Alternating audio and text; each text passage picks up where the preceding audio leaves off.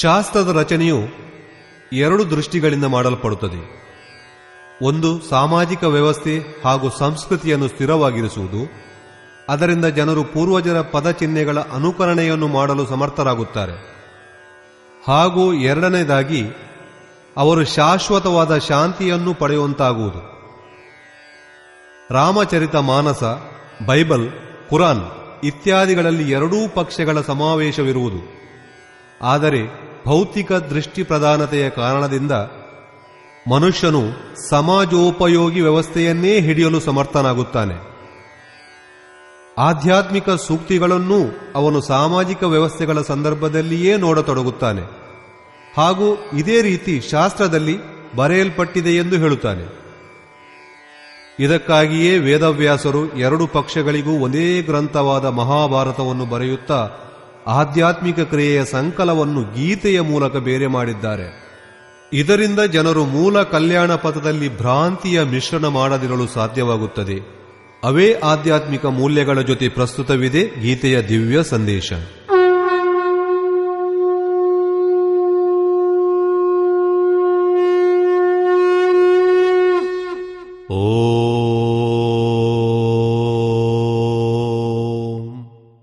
ಶ್ರೀ ಪರಮಾತ್ಮನೇ ನಮಃ. ಯಥಾರ್ಥ ಗೀತಾ ಶ್ರೀಮದ್ಭಗವದ್ಗೀತಾ ಅಥ ತೃತೀಯೋಧ್ಯಾಯಃ. ಎರಡನೇ ಅಧ್ಯಾಯದಲ್ಲಿ ಭಗವಾನ್ ಶ್ರೀಕೃಷ್ಣನು ಅರ್ಜುನನಿಗೆ ಈ ಬುದ್ಧಿಯನ್ನು ನಿನಗೆ ಜ್ಞಾನ ಮಾರ್ಗದ ಸಲುವಾಗಿ ಹೇಳಿರುವೆನು ಎಂದಿರುವನು. ಯಾವ ಬುದ್ಧಿ? ಅದೇ ಯುದ್ಧ ಮಾಡೆಂದೇ. ಗೆದ್ದರೆ ಮಹಾಮಹಿಮನ ಸ್ಥಿತಿ, ಸೋತರೆ ದೇವ ಪದವಿ. ಗೆಲುವಿನಲ್ಲಿ ಸರ್ವಸ್ವವೂ ಇದೆ, ಸೋಲಿನಲ್ಲೂ ದೇವ ಪದವಿ ಇದೆ. ಏನಾದರೊಂದು ದೊರಕಿಯೇ ದೊರಕುವುದು. ಆದ್ದರಿಂದ ಈ ದೃಷ್ಟಿಯಲ್ಲಿ ಲಾಭ ಹಾನಿ ಈ ಎರಡಲ್ಲೂ ಏನಾದರೊಂದು ದೊರೆಯುವುದು. ಸ್ವಲ್ಪವೂ ಮುಕ್ಕಾಗದು.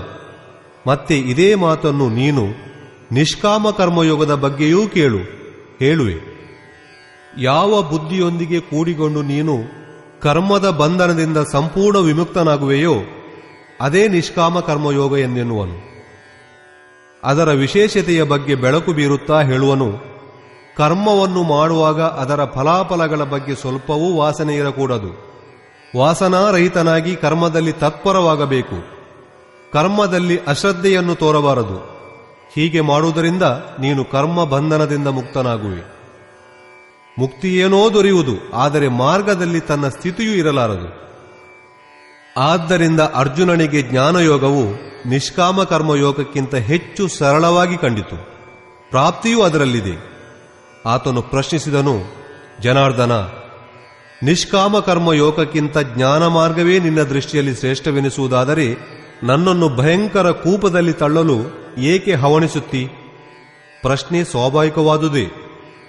ಒಂದೇ ಗುರಿಯನ್ನು ತಲುಪಲು ಇರುವ ಎರಡು ದಾರಿಗಳು. ವಾಸ್ತವವಾಗಿ ನೀವು ಹೋಗಬೇಕೆಂದಿದ್ದರೆ ಈ ಎರಡು ದಾರಿಗಳಲ್ಲಿ ಯಾವುದು ಸರಳವಾದುದು ಎಂದು ಪ್ರಶ್ನಿಸಲೇಬೇಕಾಗುವುದು. ಪ್ರಶ್ನೆ ಮಾಡದಿದ್ದರೆ ನೀವು ಪಥಿಕರೇ ಅಲ್ಲ. ಅರ್ಜುನ ಉವಾಚ.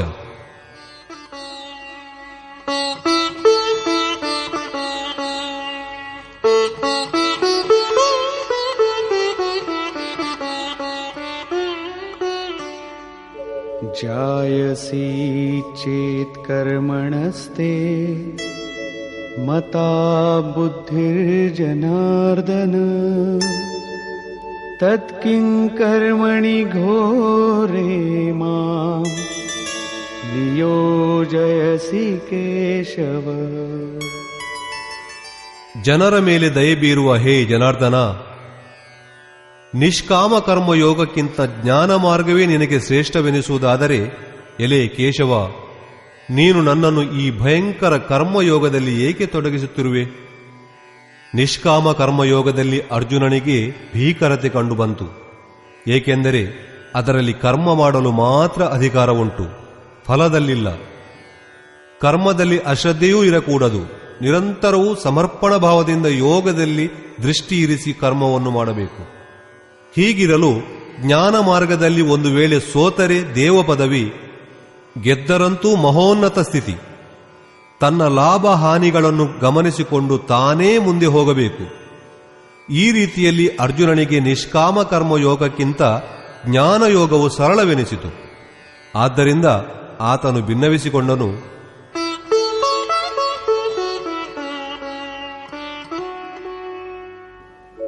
ವ್ಯಾಮಿಶ್ರೇಣೇವ ವಾಕ್ಯೇನ ಬುದ್ಧಿಂ ಮೋಹಯಸೀವ ಮೇ ತದೇಕಂ ವದ ನಿಶ್ಚಿತ್ಯ ಯೇನ ಶ್ರೇಯೋಹಮಾಪ್ನುಯಾಮ್. ಈ ತೊಡಕಾದ ಮಾತುಗಳಿಂದ ನೀನು ನನ್ನ ಬುದ್ಧಿಗೆ ಗಲಿಬಿಲಿಯಾಗುವಂತೆ ಮಾಡುತ್ತಿರುವೆ ಎಂದೆನಿಸುತ್ತದೆ. ನನ್ನ ಬುದ್ಧಿಗೆ ಉಂಟಾಗಿರುವ ಮೋಹವನ್ನು ನೀನು ದೂರಗೊಳಿಸಲು ಹೊರಟವನು. ಆದ್ದರಿಂದ ಎರಡರಲ್ಲಿ ಒಂದನ್ನು ನಿಶ್ಚಯಿಸಿ ಹೇಳಿಬಿಡು. ಅದರಿಂದ ನನಗೆ ಮೋಕ್ಷ ಉಂಟಾದೀತು, ಪರಮ ಶ್ರೇಯಸ್ಸು ಲಭಿಸುವುದು. ಅದಕ್ಕೆ ಶ್ರೀಕೃಷ್ಣನು ಹೇಳುವನು, ಶ್ರೀ ಭಗವಾನುವಾಚ. ಲೋಕೇಸ್ಮಿನ್ ದ್ವಿವಿಧಾ ನಿಷ್ಠಾ ಪುರಾ ಪ್ರೋಕ್ತಾ ಮಯಾ ನಘ ಜ್ಞಾನಯೋಗೇನ ಸಾಂಖ್ಯಾನಾಂ ಕರ್ಮಯೋಗೇನ ಯೋಗಿನಾಂ. ಪಾಪರಹಿತನಾದ ಅರ್ಜುನನೇ, ಈ ಸಂಸಾರದಲ್ಲಿ ಸತ್ಯವನ್ನು ಶೋಧನೆ ಮಾಡುವುದಕ್ಕೆ ಎರಡು ಮಾರ್ಗಗಳಿವೆ ಎಂದು ಮೊದಲೇ ಹೇಳಿರುತ್ತೇನೆ. ಅವುಗಳಲ್ಲಿ ಮೊದಲನೆದರ ತಾತ್ಪರ್ಯವನ್ನು ಎಂದೋ ಆದಿಸತ್ಯಯುಗದಲ್ಲಾಗಲಿ ತ್ರೇತಾಯುಗದಲ್ಲಾಗಲಿ ಹೇಳದೆ ಈ ಎರಡನೇ ಅಧ್ಯಾಯದಲ್ಲಿಯೇ ಹೇಳಿರುತ್ತೇನೆ. ಜ್ಞಾನಿಗಳಿಗೆ ಜ್ಞಾನಯೋಗವನ್ನೂ ಯೋಗಿಗಳಿಗೆ ನಿಷ್ಕಾಮ ಕರ್ಮ ಮಾರ್ಗವನ್ನೂ ಹೇಳಿರುತ್ತೇನೆ. ಎರಡು ಮಾರ್ಗದಲ್ಲೂ ಕರ್ಮವನ್ನು ಮಾಡಲೇಬೇಕು. ಕರ್ಮವು ಅನಿವಾರ್ಯವಾಗಿದೆ.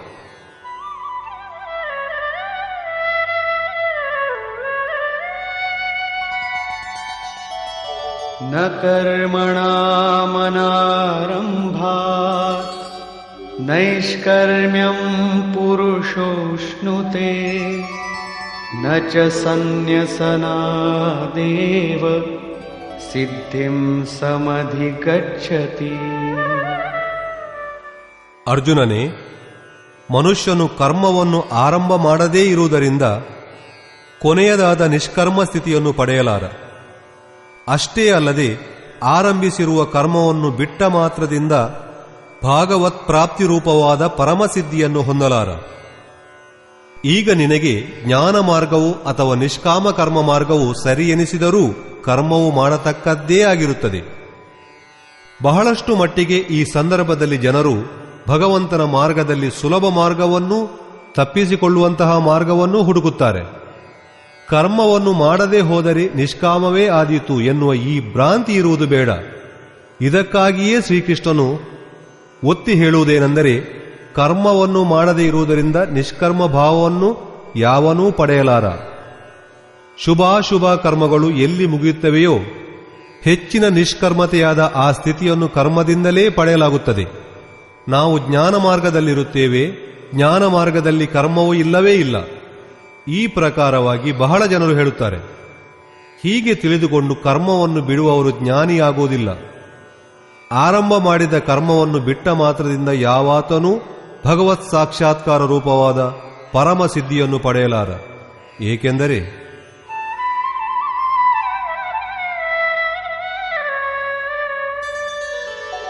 ನಹಿ ಕಶ್ಚಿತ್ ಕ್ಷಣಮಪಿ ಜಾತು ತಿಷ್ಠತ್ಯ ಕರ್ಮ ಕೃತ್ ಕಾರ್ಯತೆ ಹ್ಯವಶಃ ಕರ್ಮ ಸರ್ವಃ ಪ್ರಕೃತಿ ಜೈರ್ಗುಣೈಃ. ಯಾವಾತನೂ ಎಂದೂ ಒಂದು ಕ್ಷಣಕಾಲವೂ ಚೇಷ್ಟೆಯಿಲ್ಲದೆ ಇರುವುದಿಲ್ಲ. ಏಕೆಂದರೆ ಎಲ್ಲರೂ ಪ್ರಕೃತಿಯಿಂದುಂಟಾದ ಗುಣಕ್ಕೆ ಅಧೀನವಾಗಿ ಕರ್ಮವನ್ನು ಮಾಡುತ್ತಾರೆ. ಪ್ರಕೃತಿ ಮತ್ತು ಪ್ರಕೃತಿಯಿಂದುಂಟಾದ ಗುಣವು ಎಲ್ಲಿಯವರೆಗೆ ಬದುಕಿರುತ್ತದೆಯೋ ಅಲ್ಲಿಯವರೆಗೂ ಯಾವಾತನೂ ಕರ್ಮವನ್ನು ಮಾಡದೇ ಇರಲಾರನು. 4ನೆಯ ಅಧ್ಯಾಯದ 33ನೇ ಮತ್ತು 37ನೇ ಶ್ಲೋಕದಲ್ಲಿ ಹೇಳಿರುವುದೇನೆಂದರೆ, ಸಮಸ್ತ ಕರ್ಮವೂ ಜ್ಞಾನದಲ್ಲಿ ಕೊನೆಗಾಣುತ್ತದೆ. ಜ್ಞಾನ ರೂಪವಾದ ಅಗ್ನಿಯು ಎಲ್ಲಾ ಕರ್ಮಗಳನ್ನೂ ಬೂದಿ ಮಾಡಿಬಿಡುತ್ತದೆ. ಇಲ್ಲಿ ಅವನು ಹೇಳುವುದೇನೆಂದರೆ, ಕರ್ಮವನ್ನು ಮಾಡದೆ ಯಾವನೂ ಇರಲಾರನು. ಕೊನೆಗೆ ಆ ಮಹಾಪುರುಷನು ಹೇಳುವುದಾದರೂ ಏನು? ಅವನ ಅಭಿಪ್ರಾಯವು ಯಜ್ಞಗಳನ್ನು ಮಾಡುತ್ತಾ ಮಾಡುತ್ತಾ 3 ಗುಣಗಳನ್ನೂ ಮೀರಿದ ಮೇಲೆ ಮನಸ್ಸಿನ ವಿಲಯ ಮತ್ತು ಸಾಕ್ಷಾತ್ಕಾರದ ಜೊತೆಗೆ ಯಜ್ಞದ ಪರಿಣಾಮವು ಹೊರಟು ಹೋಗಿ ಕರ್ಮವಷ್ಟೇ ಉಳಿದಿರುತ್ತದೆ. ಆ ನಿರ್ಧಾರಕ್ಕೆ ಮೊದಲೇ ಕರ್ಮವು ಅಳಿಸಿ ಹೋಗುವುದಿಲ್ಲ. ಪ್ರಕೃತಿಯ ಗುಂಪು ಅವನನ್ನು ಬಿಡುವುದಿಲ್ಲ.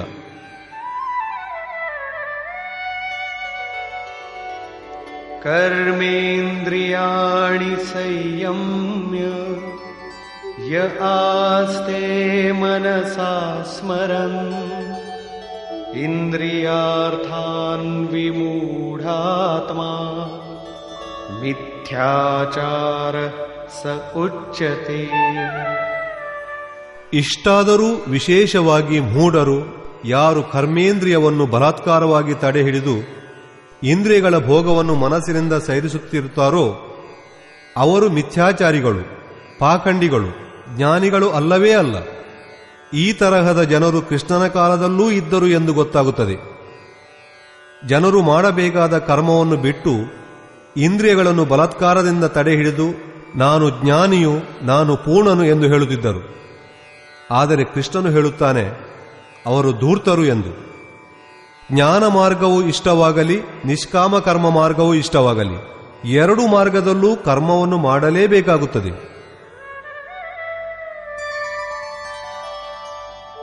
ಯಸ್ತ್ವಿಂದ್ರಿಯಾಣಿ ಮನಸಾ ನಿಯಮ್ಯಾರಭತೇರ್ಜುನ ಕರ್ಮೇಂದ್ರಿಯೈಃ ಕರ್ಮಯೋಗಂ ಅಸಕ್ತಃ ಸವಿಶಿಷ್ಯತೆ. ಅರ್ಜುನನೇ, ಯಾವ ಮನುಷ್ಯನು ಮನಸ್ಸಿನಿಂದ ಇಂದ್ರಿಯಗಳನ್ನು ವಶದಲ್ಲಿಟ್ಟುಕೊಂಡು ಯಾವ ವಾಸನೆಗಳಿಗೂ ಮನ ಮಾಡದೆ ಎಲ್ಲ ರೀತಿಯಿಂದಲೂ ವಿಷಯಾಸಕ್ತವಾಗದ ಕರ್ಮೇಂದ್ರಿಯಗಳಿಂದ ಕರ್ಮಗಳನ್ನು ಆಚರಿಸುತ್ತಾನೋ ಅವನು ಶ್ರೇಷ್ಠನು. ಆಯಿತು, ಕರ್ಮವನ್ನು ಮಾಡಬೇಕೆನ್ನುವುದು ಗೊತ್ತಾಯಿತು. ಆದರೆ ಯಾವ ಕರ್ಮವನ್ನು ಮಾಡಬೇಕು?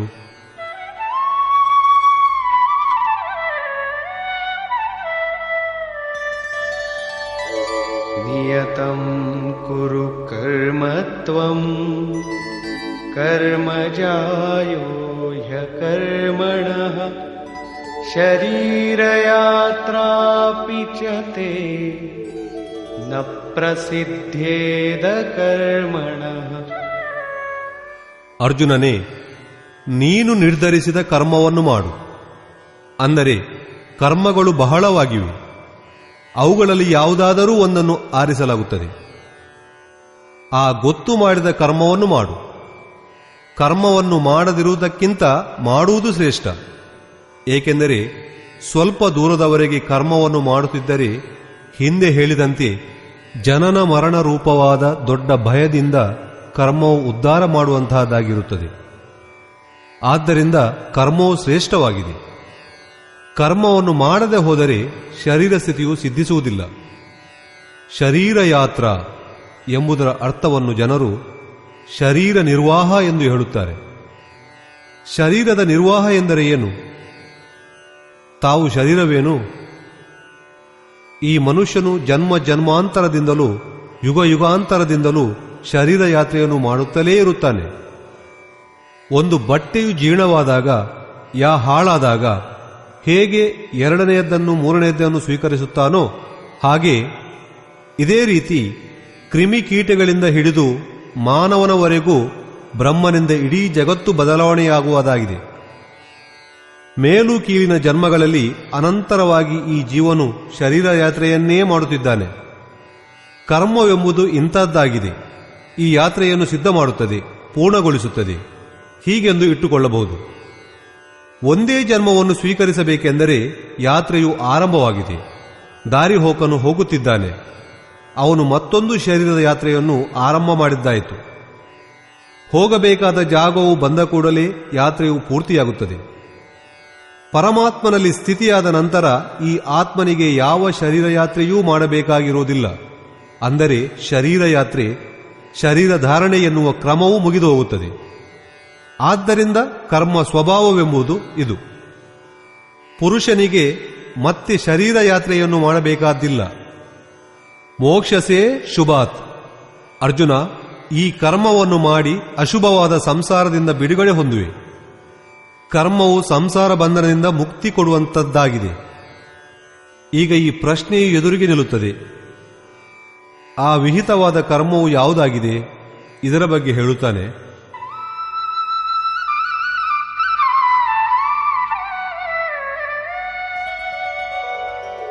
ಯಜ್ಞಾರ್ಥಾತ್ ಕರ್ಮಣೋನ್ಯತ್ರ ಲೋಕೋಯಂ ಕರ್ಮ ಬಂಧನಃ ತದರ್ಥಂ ಕರ್ಮ ಕೌಂತೇಯ ಮುಕ್ತ ಸಂಗ ಸಮಾಚರ. ಎಲೆ ಅರ್ಜುನ, ಯಜ್ಞದ ಪ್ರಕ್ರಿಯೆಯೇ ಕರ್ಮ. ಕರ್ಮವೆಂಬುದು ಒಂದು ನಿರ್ಧಾರವಾದ ಪ್ರಕ್ರಿಯೆ. ಇದಕ್ಕೆ ಅತಿರಿಕ್ತವಾದ ಕರ್ಮಗಳೆಲ್ಲವೂ ಹಾಗಾದರೆ ಕರ್ಮಗಳಲ್ಲವೇ? ಶ್ರೀಕೃಷ್ಣನು ಹೇಳುವನು, ಅಲ್ಲ, ಅವು ಕರ್ಮಗಳಲ್ಲ. ಅನ್ಯತ್ರ ಲೋಕೋಯಾಂ ಕರ್ಮಬಂಧನಃ. ಈ ಯಜ್ಞ ಪ್ರಕ್ರಿಯೆಗೆ ಅತಿರಿಕ್ತವಾಗಿಯೂ ಈ ಲೋಕದಲ್ಲಿ ಬೇಕಾದಷ್ಟು ಕರ್ಮಗಳು ನಡೆಯುವು. ಇವು ಕೇವಲ ಬಂಧನವಷ್ಟೇ ಹೊರತು ಅಹರ್ನಿಶಿ ಈ ಲೋಕದಲ್ಲಿ ನಡೆಯುವ ಕರ್ಮ ವ್ಯಾಪಾರಗಳೆಲ್ಲವೂ ಈ ಲೋಕದಲ್ಲೇ ನಮ್ಮನ್ನು ಕಟ್ಟಿ ಬಿಗಿಯುವುದಷ್ಟೇ ಹೊರತು ಬೇರೇನಲ್ಲ. ಇವು ಕರ್ಮಗಳಲ್ಲ. ಕರ್ಮವಾದರೂ ಮೋಕ್ಷಸೇ ಶುಭಾತ್, ಅಶುಭ, ಅಮಂಗಳ ಅರ್ಥಾತ್ ಸಾಂಸಾರಿಕ ಬಂಧನಗಳಿಂದ ಪಾರು ಮಾಡುವಂತಹದ್ದು. ಯಜ್ಞದ ಪ್ರಕ್ರಿಯೆಯೊಂದೇ ಕರ್ಮ. ಯಜ್ಞವು ಪೂರ್ಣವಾಗುವಂತೆ ಅದು ಮಾಡುವುದು.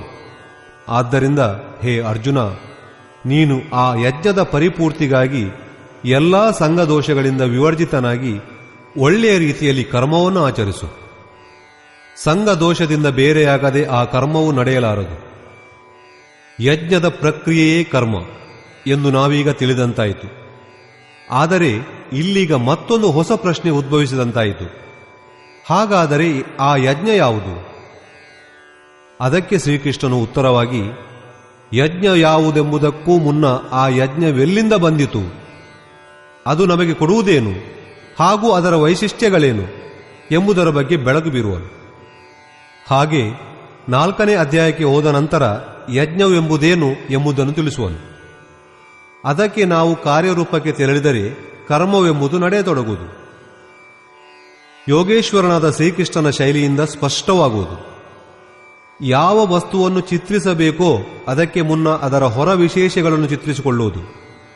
ಅದರಂತೆ ಶ್ರೀಕೃಷ್ಣನು ಅದರ ಹೊರ ವೈಶಿಷ್ಟ್ಯಗಳನ್ನು ಚಿತ್ರಿಸುವನು.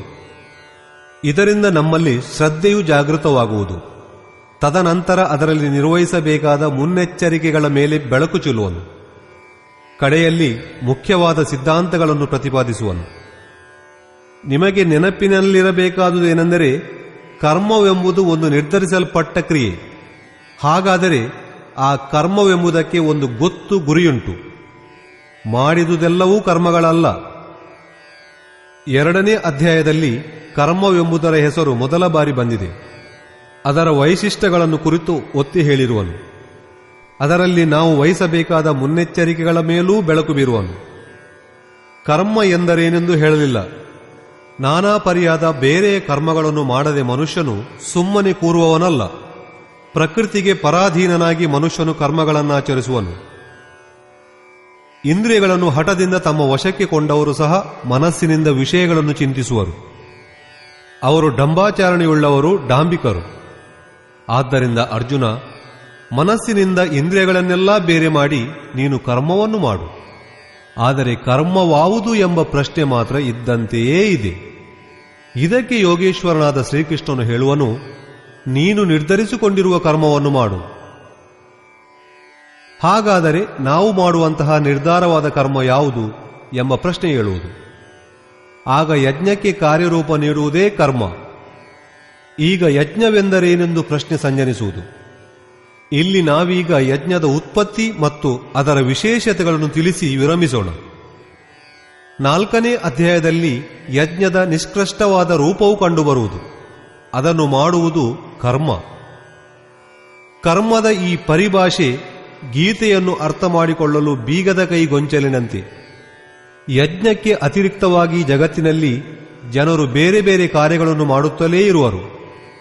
ಓರ್ವನು ವ್ಯವಸಾಯ, ಮತ್ತೊಬ್ಬನು ವ್ಯಾಪಾರ, ಓರ್ವನು ಆಫೀಸ್ನಲ್ಲಿ ಉನ್ನತ ಅಧಿಕಾರಿ, ಮತ್ತೊಬ್ಬ ಚಾಕರ. ಓರ್ವನು ತನ್ನನ್ನು ಬುದ್ಧಿಜೀವಿ ಎಂದು ತಿಳಿದುಕೊಳ್ಳುವನು, ಮತ್ತೊಬ್ಬನು ಶ್ರಮಜೀವಿ ಎಂದುಕೊಳ್ಳುವನು.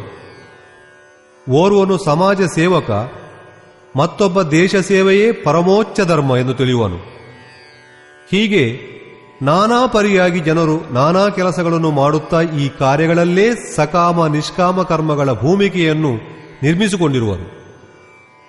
ಆದರೆ ಇದೆಲ್ಲ ಕರ್ಮಗಳಲ್ಲ ಎಂದು ಶ್ರೀಕೃಷ್ಣನು ಹೇಳುವನು. ಅನ್ಯತ್ರ ಲೋಕೋಯಾಂ ಕರ್ಮ ಬಂಧನಃ. ಯಜ್ಞದ ಪ್ರಕ್ರಿಯೆಯುಳಿದು ಮಾಡುವ ಇತರ ಯಾವ ಕರ್ಮಗಳಾಗಲಿ ಈ ಲೋಕದ ಬಂಧನಕ್ಕೆ ವಿನಾ ಇದರಿಂದ ಬಿಡುಗಡೆ ಕಾರಣವಾಗದು. ವಸ್ತುತಃ ಯಜ್ಞದ ಪ್ರಕ್ರಿಯೆಯೇ ಕರ್ಮ. ಈಗ ಯಜ್ಞ ಯಾವುದೆಂಬುದನ್ನು ತಿಳಿಸದೆ ಈ ಯಜ್ಞವು ಎಲ್ಲಿಂದ ಬಂತು ಎಂಬುದನ್ನು ತಿಳಿಸುವನು.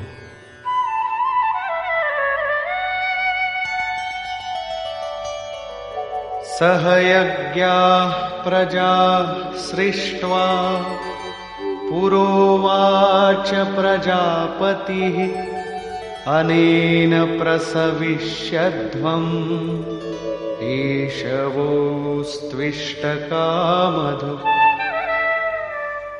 ಪ್ರಜಾಪತಿಯಾದ ಬ್ರಹ್ಮನು ಕಲ್ಪಾದಿಯಲ್ಲಿ ಯಜ್ಞ ಸಹಿತವಾಗಿ ಪ್ರಜೆಗಳನ್ನು ಸೃಷ್ಟಿಸಿ, ಈ ಯಜ್ಞದ ಮೂಲಕ ನೀವೆಲ್ಲ ವೃದ್ಧಿಯನ್ನು ಹೊಂದಿರಿ.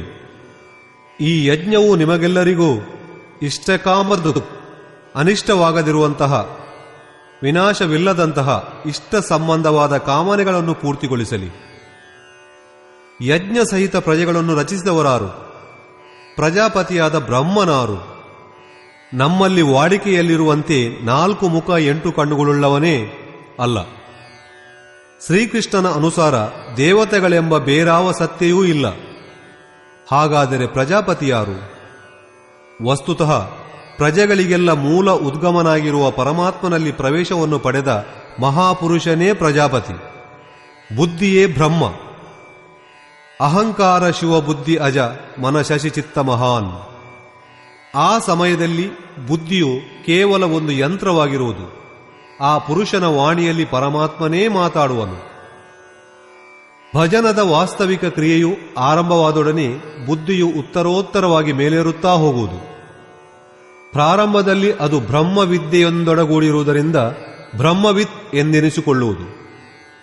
ಕ್ರಮವಾಗಿ ವಿಕಾರಗಳಿಂದ ವಿಮುಕ್ತವಾಗುತ್ತಾ ಬ್ರಹ್ಮವಿದ್ಯೆಯಲ್ಲಿ ಶ್ರೇಷ್ಠವಾಗುತ್ತಾ ಬಂದಂತೆ ಅದು ಬ್ರಹ್ಮವಿದ್ವರ ಎಂದೆನಿಸಿಕೊಳ್ಳುವುದು. ಮೇಲೇರುತ್ತಾ ಸೂಕ್ಷ್ಮವಾಗುತ್ತಾ ಹೋದಂತೆ ಬುದ್ಧಿಯು ವಿಕಸಿತವಾಗುವುದು. ಆಗ ಬ್ರಹ್ಮವಿದ್ವರಿಯಾನ್ ಎನಿಸಿಕೊಳ್ಳುವುದು. ಈ ಸ್ಥಿತಿಯಲ್ಲಿ ಬ್ರಹ್ಮವಿದ್ವೇತಾ ಪುರುಷನು ಇತರರನ್ನು ಮೇಲೆತ್ತಲು ಅಧಿಕಾರಿಯಾಗುವನು. ಇದು ಬುದ್ಧಿಯ ಪರಾಕಾಷ್ಠೆ, ಬ್ರಹ್ಮವಿದ್ವರಿಷ್ಠ. ಅರ್ಥಾತ್ ಇಷ್ಟವಾದುದು ಅನವರತವೂ ಪ್ರವಹಿಸುತ್ತಿರುವ ಬ್ರಹ್ಮವೇತ್ತನ ಸ್ಥಿತಿ. ಇಂಥ ಸ್ಥಿತಿಯನ್ನು ಪಡೆದ ಮಹಾಪುರುಷನು ಪ್ರಜೆಗಳ ಮೂಲೋದ್ಗಮನಾದ ಪರಮಾತ್ಮನಲ್ಲಿ ಪ್ರವೇಶಿಸಿ ಆ ಸ್ಥಿತಿಯಲ್ಲೇ ನಿಲ್ಲಬಲ್ಲವನಾಗುವನು. ಇಂತಹ ಮಹಾಪುರುಷನಿಗೆ ಬುದ್ಧಿ ಎಂಬುದು ಬರಿದೊಂದು ಯಂತ್ರ. ಆತನೇ ಪ್ರಜಾಪತಿ. ಆತನು ಪ್ರಕೃತಿಯ ದ್ವಂದ್ವವನ್ನು ವಿಶ್ಲೇಷಿಸಿ ಆರಾಧನಾ ಕ್ರಿಯೆಯನ್ನು ರಚಿಸುವನು. ಯಜ್ಞಕ್ಕೆ ಅನುರೂಪವಾಗಿ ಸಂಸಾರಗಳನ್ನು ನೀಡುವುದೇ ಪ್ರಜೆಯ ರಚನೆ. ಇದಕ್ಕೆ ಪೌರ್ಣ್ಯಾತ್ಮ ಸಮಾಜವು ಅವಭಿಜ್ಞ ಅಚೇತವಾಗಿದೆ. ಆದ್ದರಿಂದ ಅವ್ಯವಸ್ಥಿತವಾಗಿದೆ. ಸೃಷ್ಟಿ ಅನಾದಿಯಾದುದು, ಸಂಸ್ಕಾರವು ಎಂದಿನಿಂದಲೂ ಇರುವಂತಹದ್ದು. ಆದರೆ ಅಸ್ತವ್ಯಸ್ತ ವಿಕೃತ. ಯಜ್ಞಕ್ಕೆ ಅನುರೂಪವಾಗಿ ಅದನ್ನು ಎರಕ ಹುಯ್ಯುವುದೇ ರಚನೆ ಅಥವಾ ಓರಣ. ಇಂತಹ ಮಹಾಪುರುಷನು ಕಲ್ಪಾದಿಯಲ್ಲಿ ಯಜ್ಞ ಸಹಿತವಾಗಿ ಪ್ರಜೆಗಳನ್ನು ರಚಿಸಿದನು. ಕಲ್ಪವೆಂಬುದು ಮನುಷ್ಯನನ್ನು ನಿರೋಗಿಯನ್ನಾಗಿ ಮಾಡುವುದು. ವೈದ್ಯನು ಕಲ್ಪವನ್ನು ಕೊಡುವನು. ಓರ್ವನು ಕಾಯಾಕಲ್ಪವನ್ನು ಮಾಡುವನು. ಅವೆಲ್ಲವೂ ಕ್ಷಣಿಕ ಶರೀರದ ಕಲ್ಪಗಳು. ವಾಸ್ತವಿಕ ಕಲ್ಪವಾವುದೆಂದರೆ ಭವರೋಗದಿಂದಲೇ ಮುಕ್ತಿಯನ್ನು ದೊರಕಿಸಿಕೊಡುವಂತಹದ್ದು. ಆರಾಧನೆಯ ಪ್ರಾರಂಭ ಈ ಕಲ್ಪದ ಆರಂಭ. ಆರಾಧನೆ ಪೂರ್ಣವಾಯಿತೆಂದರೆ ನಿಮ್ಮ ಕಲ್ಪವು ಪೂರ್ಣವಾದಂತೆ. ಈ ರೀತಿಯಲ್ಲಿ ಪರಮಾತ್ಮ ಸ್ವಸ್ವರೂಪಿಗಳಾದ ಮಹಾನುಭಾವರು ಭಜನದ ಪ್ರಾರಂಭದಲ್ಲಿ ಯಜ್ಞ ಸಹಿತವಾದ ಸಂಸ್ಕಾರಗಳನ್ನು ಒಗ್ಗೂಡಿಸಿ ಈ ಯಜ್ಞದಿಂದ ನೀವೆಲ್ಲರೂ ವೃದ್ಧಿಯನ್ನು ಹೊಂದಿರಿ ಎಂದು ಹೇಳಿದರು. ಎಂತಹ ವೃದ್ಧಿ! ಮಣ್ಣಿನ ಮನೆಯನ್ನು ತಾರಸಿ ಮನೆ ಮಾಡಿಕೊಳ್ಳುವುದೇ? ನಿಮ್ಮ ಆದಾಯವನ್ನು ಹೆಚ್ಚಿಸಿಕೊಳ್ಳುವುದೇ ಅದೊಂದೂ ಅಲ್ಲ. ಯಜ್ಞವು ಇಷ್ಟ ಕಾಮಾದು, ಇಷ್ಟ ಸಂಬಂಧವಾದ ಕಾಮನೆಗಳನ್ನು ಈಡೇರಿಸುವುದು. ಇಷ್ಟ ಎಂದರೆ ಪರಮಾತ್ಮ. ಆ ಪರಮಾತ್ಮನಿಗೆ ಸಂಬಂಧಿಸಿದ ಕಾಮನೆಗಳನ್ನು ಈಡೇರಿಸುವುದೆಂದರ್ಥ. ಪ್ರಶ್ನೆ ಸ್ವಾಭಾವಿಕವಾಗಿದೆ. ಅದು ನೇರವಾಗಿ ಒಮ್ಮೆಗೆ ಪರಮಾತ್ಮ ಪ್ರಾಪ್ತಿಯನ್ನು ನೀಡುವುದೇ ಅಥವಾ ಹಂತ ಹಂತವಾಗಿಯೇ?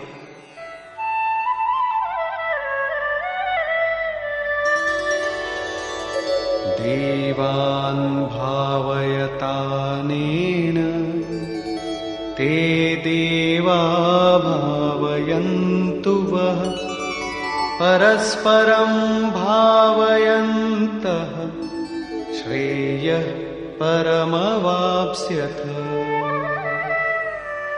ಈ ಯಜ್ಞದ ಮೂಲಕವಾಗಿ ದೇವತೆಗಳನ್ನು ಸಮೃದ್ಧಗೊಳಿಸಿ, ಅರ್ಥಾತ್ ದೈವೀ ಸಂಪತ್ತುಗಳನ್ನು ಹೆಚ್ಚಿಸಿಕೊಳ್ಳಿರಿ. ಆ ದೇವತೆಗಳು, ದೈವೀ ಸಂಪತ್ತುಗಳು ನಿಮಗೆ ಸಮೃದ್ಧಿಯನ್ನು ನೀಡುವುದು. ಈ ರೀತಿ ಪರಸ್ಪರ ಸಮೃದ್ಧರಾಗಿ ಪರಮ ಶ್ರೇಯಸ್ಸನ್ನು, ಎಂದರೆ ಅಲ್ಲಿಂದ ಮುಂದೆ ನಿಮಗೆ ಬೇರಿನ್ನಾವ ಬಯಕೆಯೂ ಬಳಲಿಸದಂತೆ ಪರಮ ಕಲ್ಯಾಣವನ್ನು ಹೊಂದಿರಿ. ಯಜ್ಞದಲ್ಲಿ ನಾವು ಪ್ರವೇಶ ಪಡೆದಂತೆಲ್ಲ ನಮ್ಮ ಹೃದ್ದೇಶದಲ್ಲಿ ದೈವೀ ಸಂಪತ್ತುಗಳು ಅರ್ಜಿತವೂ ಊರ್ಜಿತವೂ ಆಗುವುದು. ಪರಮದೇವನು ಪರಮಾತ್ಮನೋರ್ವನೇ. ಆ ಪರಮದೇವನಲ್ಲಿ ಪ್ರವೇಶವನ್ನು ದೊರಕಿಸಿಕೊಡುವ ಯಾವ ಸಂಪತ್ತಿದೆಯೋ, ಅಂತಃಕರಣದಲ್ಲಿ ಯಾವ ಸಜಾತಿಯ ಪ್ರವೃತ್ತಿಗಳಿವೆಯೋ ಅವುಗಳನ್ನೇ ದೈವೀ ಸಂಪದವೆನ್ನುವುದು. ಅದು ಪರಮದೇವನನ್ನು ಸಂಭವಿಸುವುದು. ಆದ್ದರಿಂದಲೇ ದೈವೀ ಸಂಪದವೆನಿಸಿಕೊಳ್ಳುವುದು. ಬಾಹ್ಯ ದೇವತೆ, ವಿಗ್ರಹ, ಕಲ್ಲು, ನೀರು ಮುಂತಾಗಿ ಜನರು ಕಟ್ಟಿಕೊಂಡ ಕಲ್ಪನೆಗಳು ದೈವೀ ಸಂಪತ್ತಲ್ಲ. ಯೋಗೇಶ್ವರನಾದ ಶ್ರೀಕೃಷ್ಣನ ಮಾತುಗಳಲ್ಲಿ ಅದಕ್ಕಾವ ಅಸ್ತಿತ್ವವೂ ಇಲ್ಲ. ಮುಂದೆ ಹೇಳುವನು,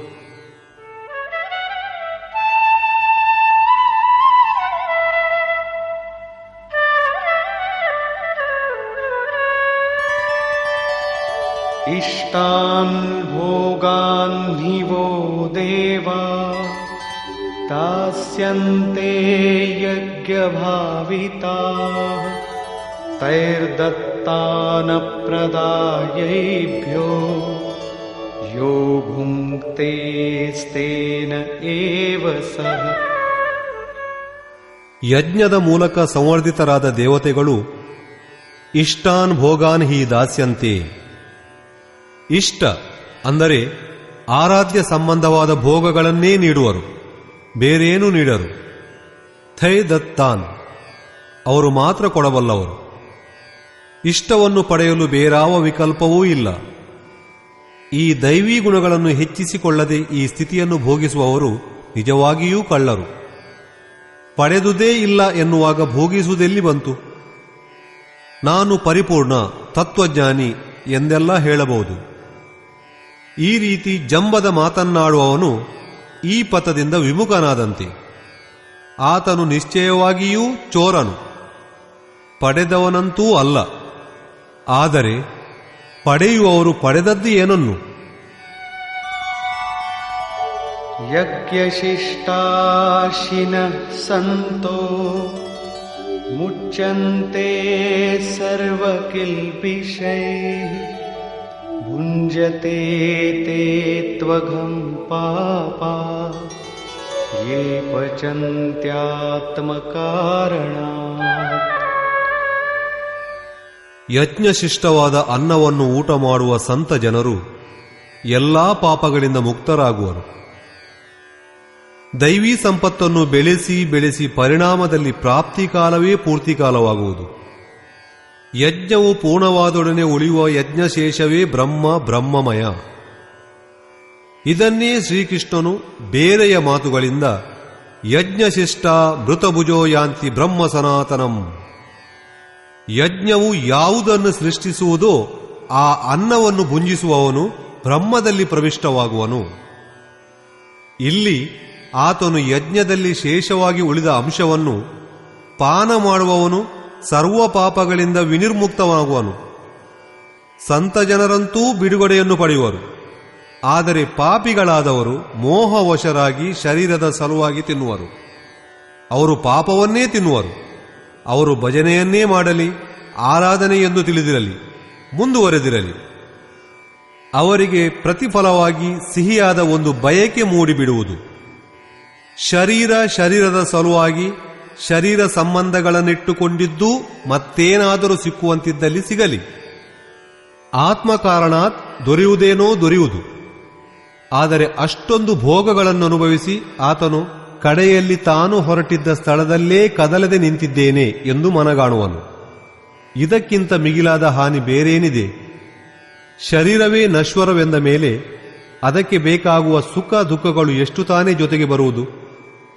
ಅವರು ಆರಾಧನೆಯನ್ನು ಮಾಡುವರು, ಆದರೆ ಪ್ರತಿರೂಪವಾಗಿ ಪಾಪವನ್ನೇ ಮೆಲ್ಲುವರು. ಪಲಟಿ ಸುಧಾತೆ ಸಟ ವಿಷಲೇಹಿ. ಆತನು ಹಾಳಾಗುವುದಿಲ್ಲ ನಿಜ, ಆದರೆ ಉದ್ಧಾರವಾಗುವುದೂ ಇಲ್ಲ. ಆದ್ದರಿಂದ ಶ್ರೀಕೃಷ್ಣನು ನಿಷ್ಕಾಮ ಭಾವದಿಂದ ಕರ್ಮವನ್ನು ಮಾಡಲು ಒತ್ತಾಯಿಸುವನು. ಈವರೆಗೂ ಶ್ರೀಕೃಷ್ಣನು ಯಜ್ಞವನ್ನು ಪರಮಶ್ರೇಯವೆಂದು ಹೇಳಿದನು, ಹಾಗೂ ಅದರ ರಚನೆಯನ್ನು ಮಾಡಿದವರು ಮಹಾತ್ಮರು ಎಂದು ಹೇಳಿದನು. ಆದರೆ ಆ ಮಹಾತ್ಮರು ಪ್ರಜೆಗಳನ್ನು ರಚಿಸುವುದರಲ್ಲಿ ರುಚಿ ತೋರುವುದೇಕೆ? ಇದಕ್ಕೆ ಮುಂದೆ ಉತ್ತರಿಸುವನು.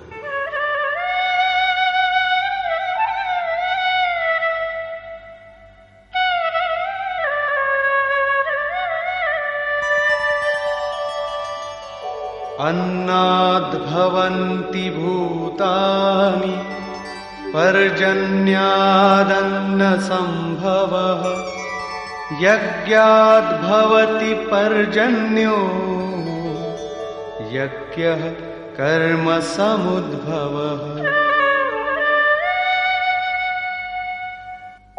कर्म ब्रह्मोद्भवं विद्धि ब्रह्माक्षरसमुद्भवम् तस्मात् सर्वगतं ब्रह्म नित्यं यज्ञे प्रतिष्ठितम्. ಸಮಸ್ತ ಪ್ರಾಣಿಗಳೂ ಅನ್ನದಿಂದ ಹುಟ್ಟುವು. ಅನ್ನಂ ಬ್ರಹ್ಮೇತಿ ವ್ಯಜನಾತ್. ಅನ್ನವು ಪರಮಾತ್ಮನೇ. ಆ ಬ್ರಹ್ಮ ಪೀಯೂಷವನ್ನು ಗುರಿಯಾಗಿಟ್ಟುಕೊಂಡೇ ಪ್ರಾಣಿಗಳು ಯಜ್ಞದ ಕಡೆಗೆ ಮುನ್ನಡೆಯುವು. ಅನ್ನದ ಉತ್ಪತ್ತಿ ಮಳೆಯಿಂದ, ಮೋಡಗಳಿಂದ ಸುರಿಯುವ ಮಳೆಯಲ್ಲ, ಕೃಪಾವೃಷ್ಟಿಯಿಂದ.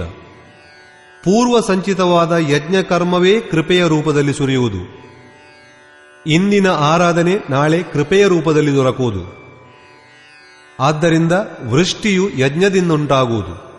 ಸ್ವಾಹಾಕಾರವನ್ನು ಹೇಳಿದುದರಿಂದ, ತಿಲ ಪಿಷ್ಟಾದಿಗಳನ್ನು ಬೆಂಕಿಯಲ್ಲಿ ಹಾಕಿ ಸುಟ್ಟುದರಿಂದ ಮಳೆ ಬರುವಂತಿದ್ದರೆ ಈ ಜಗತ್ತಿನ ಅಧಿಕಾಂಶ ಮರುಭೂಮಿಗಳು ಬಂಜರಾಗಿ ಏಕಿರಬೇಕಿತ್ತು.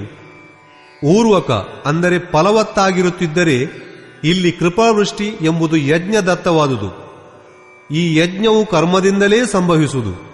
ಕರ್ಮದಿಂದ ಯಜ್ಞವು ಪರಿಪೂರ್ಣವಾಗುವುದು. ಆ ಕರ್ಮವು ವೇದದಿಂದ ಹುಟ್ಟಿದುದೆಂದು ತಿಳಿ. ವೇದವು ಬ್ರಹ್ಮಸ್ಥಿತರಾದ ಮಹಾತ್ಮರ ವಾಣಿ. ಯಾವ ತತ್ವವು ವಿದಿತವಾಗಿಲ್ಲವೋ ಅದರ ಅನುಭೂತಿಯೇ ವೇದ. ಹೇಳಿ ಕೇಳಿದ ಶ್ಲೋಕ ಸಂಗ್ರಹಗಳಲ್ಲಿ ವೇದವು ಅವಿನಾಶಿಯಾದ ಪರಮಾತ್ಮನಿಂದ ಹುಟ್ಟಿ ಬಂದುದು. ಹೇಳಿರುವುದೇನೋ ಮಹಾತ್ಮರಾದವರು, ಆದರೆ ಅವರು ಪರಮಾತ್ಮನೊಂದಿಗೆ ತದ್ರೂಪರಾಗಿರುವರು.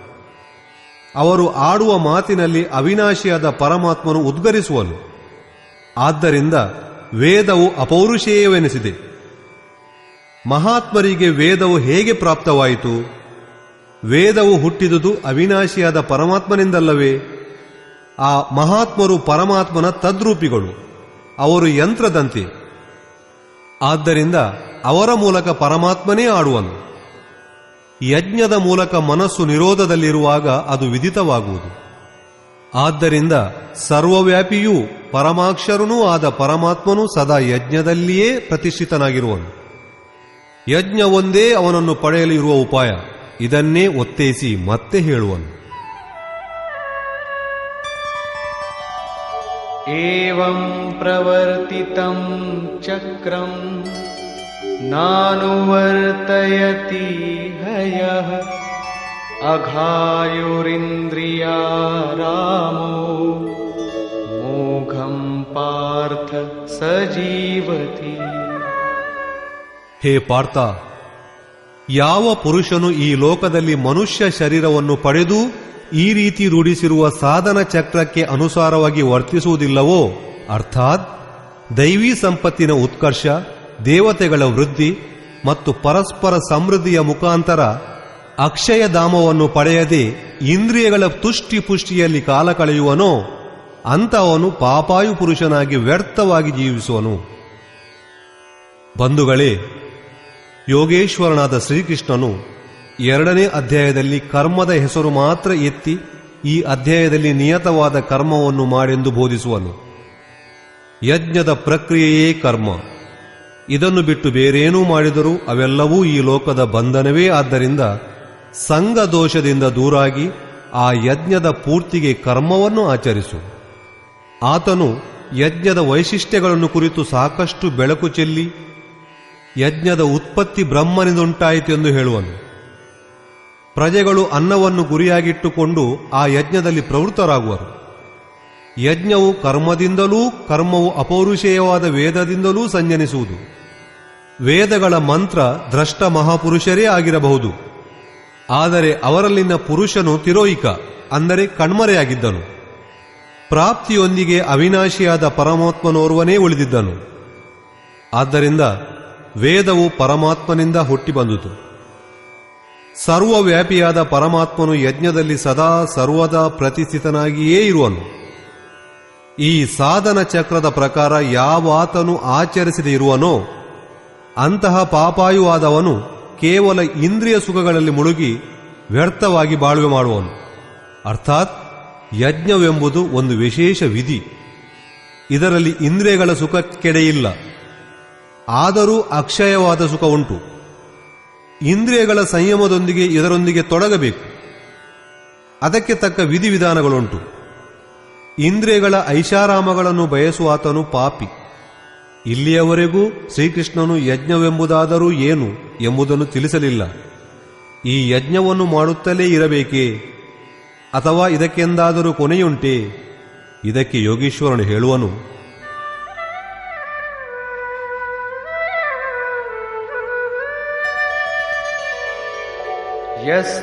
ಯಸ್ತ್ವಾತ್ಮರತಿರೇವ ಸ್ಯಾತ್ ಆತ್ಮತೃಪ್ತಶ್ಚ ಮಾನವಃ ಆತ್ಮನ್ಯೇವ ಚ ಸಂತುಷ್ಟಃ ತಸ್ಯ ಕಾರ್ಯಂ ನ ವಿದ್ಯತೆ.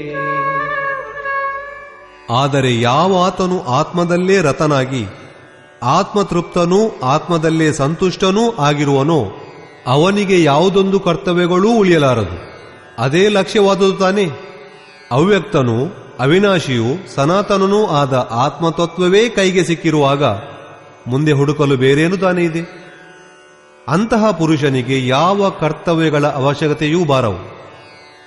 ಯಾವ ಆರಾಧನೆಯೂ ಆತನಿಗೆ ಬೇಕಿಲ್ಲ. ಆತ್ಮ ಹಾಗೂ ಪರಮಾತ್ಮ ಇವೆರಡೂ ಪರಸ್ಪರ ಪರ್ಯಾಯಗಳು. ಇದನ್ನೇ ಪುನಃ ಬಿಡಿಸಿ ಹೇಳುವನು.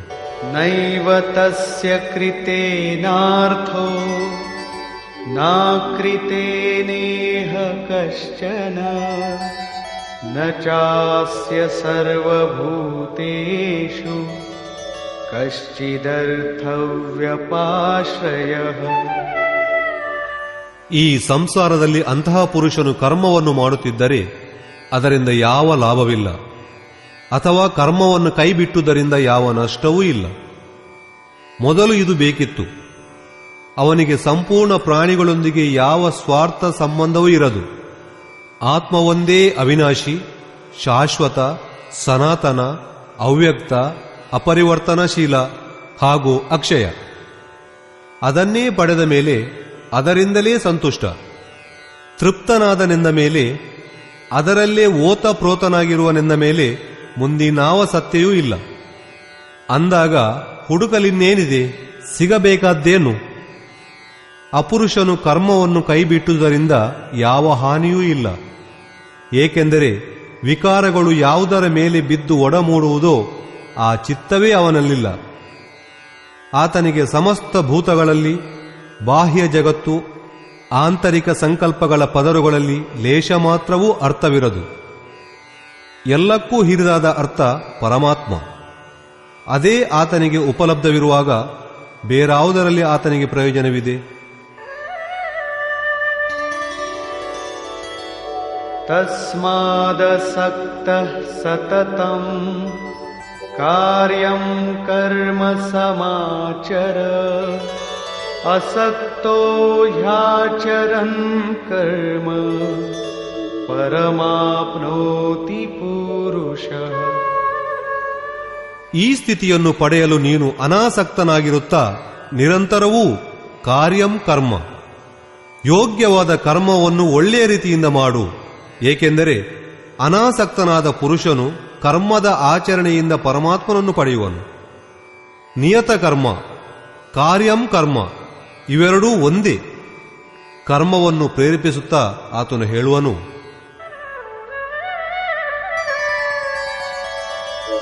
ಕರ್ಮಣೈವ ಹಿ ಸಂಸಿದ್ಧಿಂ ಆಸ್ಥಿತಾ ಜನಕಾದಯಃ ಲೋಕಸಂಗ್ರಹಮೇವಾಪಿ ಸಂಪಶ್ಯನ್ ಕರ್ತುಮರ್ಹಸಿ. ಜನಕ ಎಂದರೆ ಜನಕರಾಜನಲ್ಲ, ಜನ್ಮದಾತನಾದವನು ಜನಕ, ಯೋಗವೇ ಜನಕ. ನಿಮ್ಮ ಸ್ವರೂಪಕ್ಕೆ ಜನ್ಮವೀಯುವುದು, ಅದನ್ನು ಪ್ರಕಟಿಸುವುದು. ಯೋಗಯುಕ್ತನಾದ ಪ್ರತಿಯೋರ್ವ ಮಹಾತ್ಮನೂ ಜನಕ. ಹೀಗೆ ಯೋಗಯುಕ್ತವಾಗಿರುವ ಎಲ್ಲ ಋಷಿಗಳೂ ಜನಕ.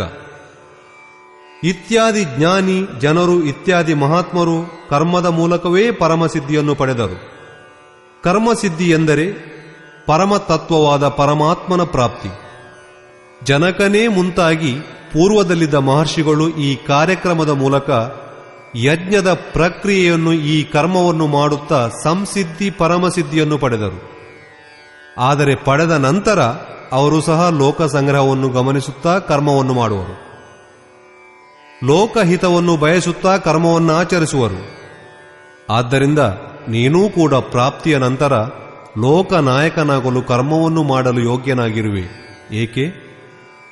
ಈಗ ತಾನೇ ಶ್ರೀಕೃಷ್ಣನು ಹೇಳಿರುವನು, ಮಹಾತ್ಮನಾದವನು ಪ್ರಾಪ್ತಿಯ ನಂತರ ಕರ್ಮವನ್ನು ಮಾಡುವುದರಿಂದ ಲಾಭವಾಗಲಿ ಅಥವಾ ಬಿಟ್ಟುವುದರಿಂದ ನಷ್ಟವಾಗಲಿ ಇಲ್ಲ. ಆದರೂ ಲೋಕ ಸಂಗ್ರಹ, ಲೋಕಹಿತ ಮತ್ತು ವ್ಯವಸ್ಥೆಯ ಸಲುವಾಗಿ ಅವರು ಬಹು ಚೆನ್ನಾಗಿ ನಿಯತ ಕರ್ಮವನ್ನು ಆಚರಿಸುವರು.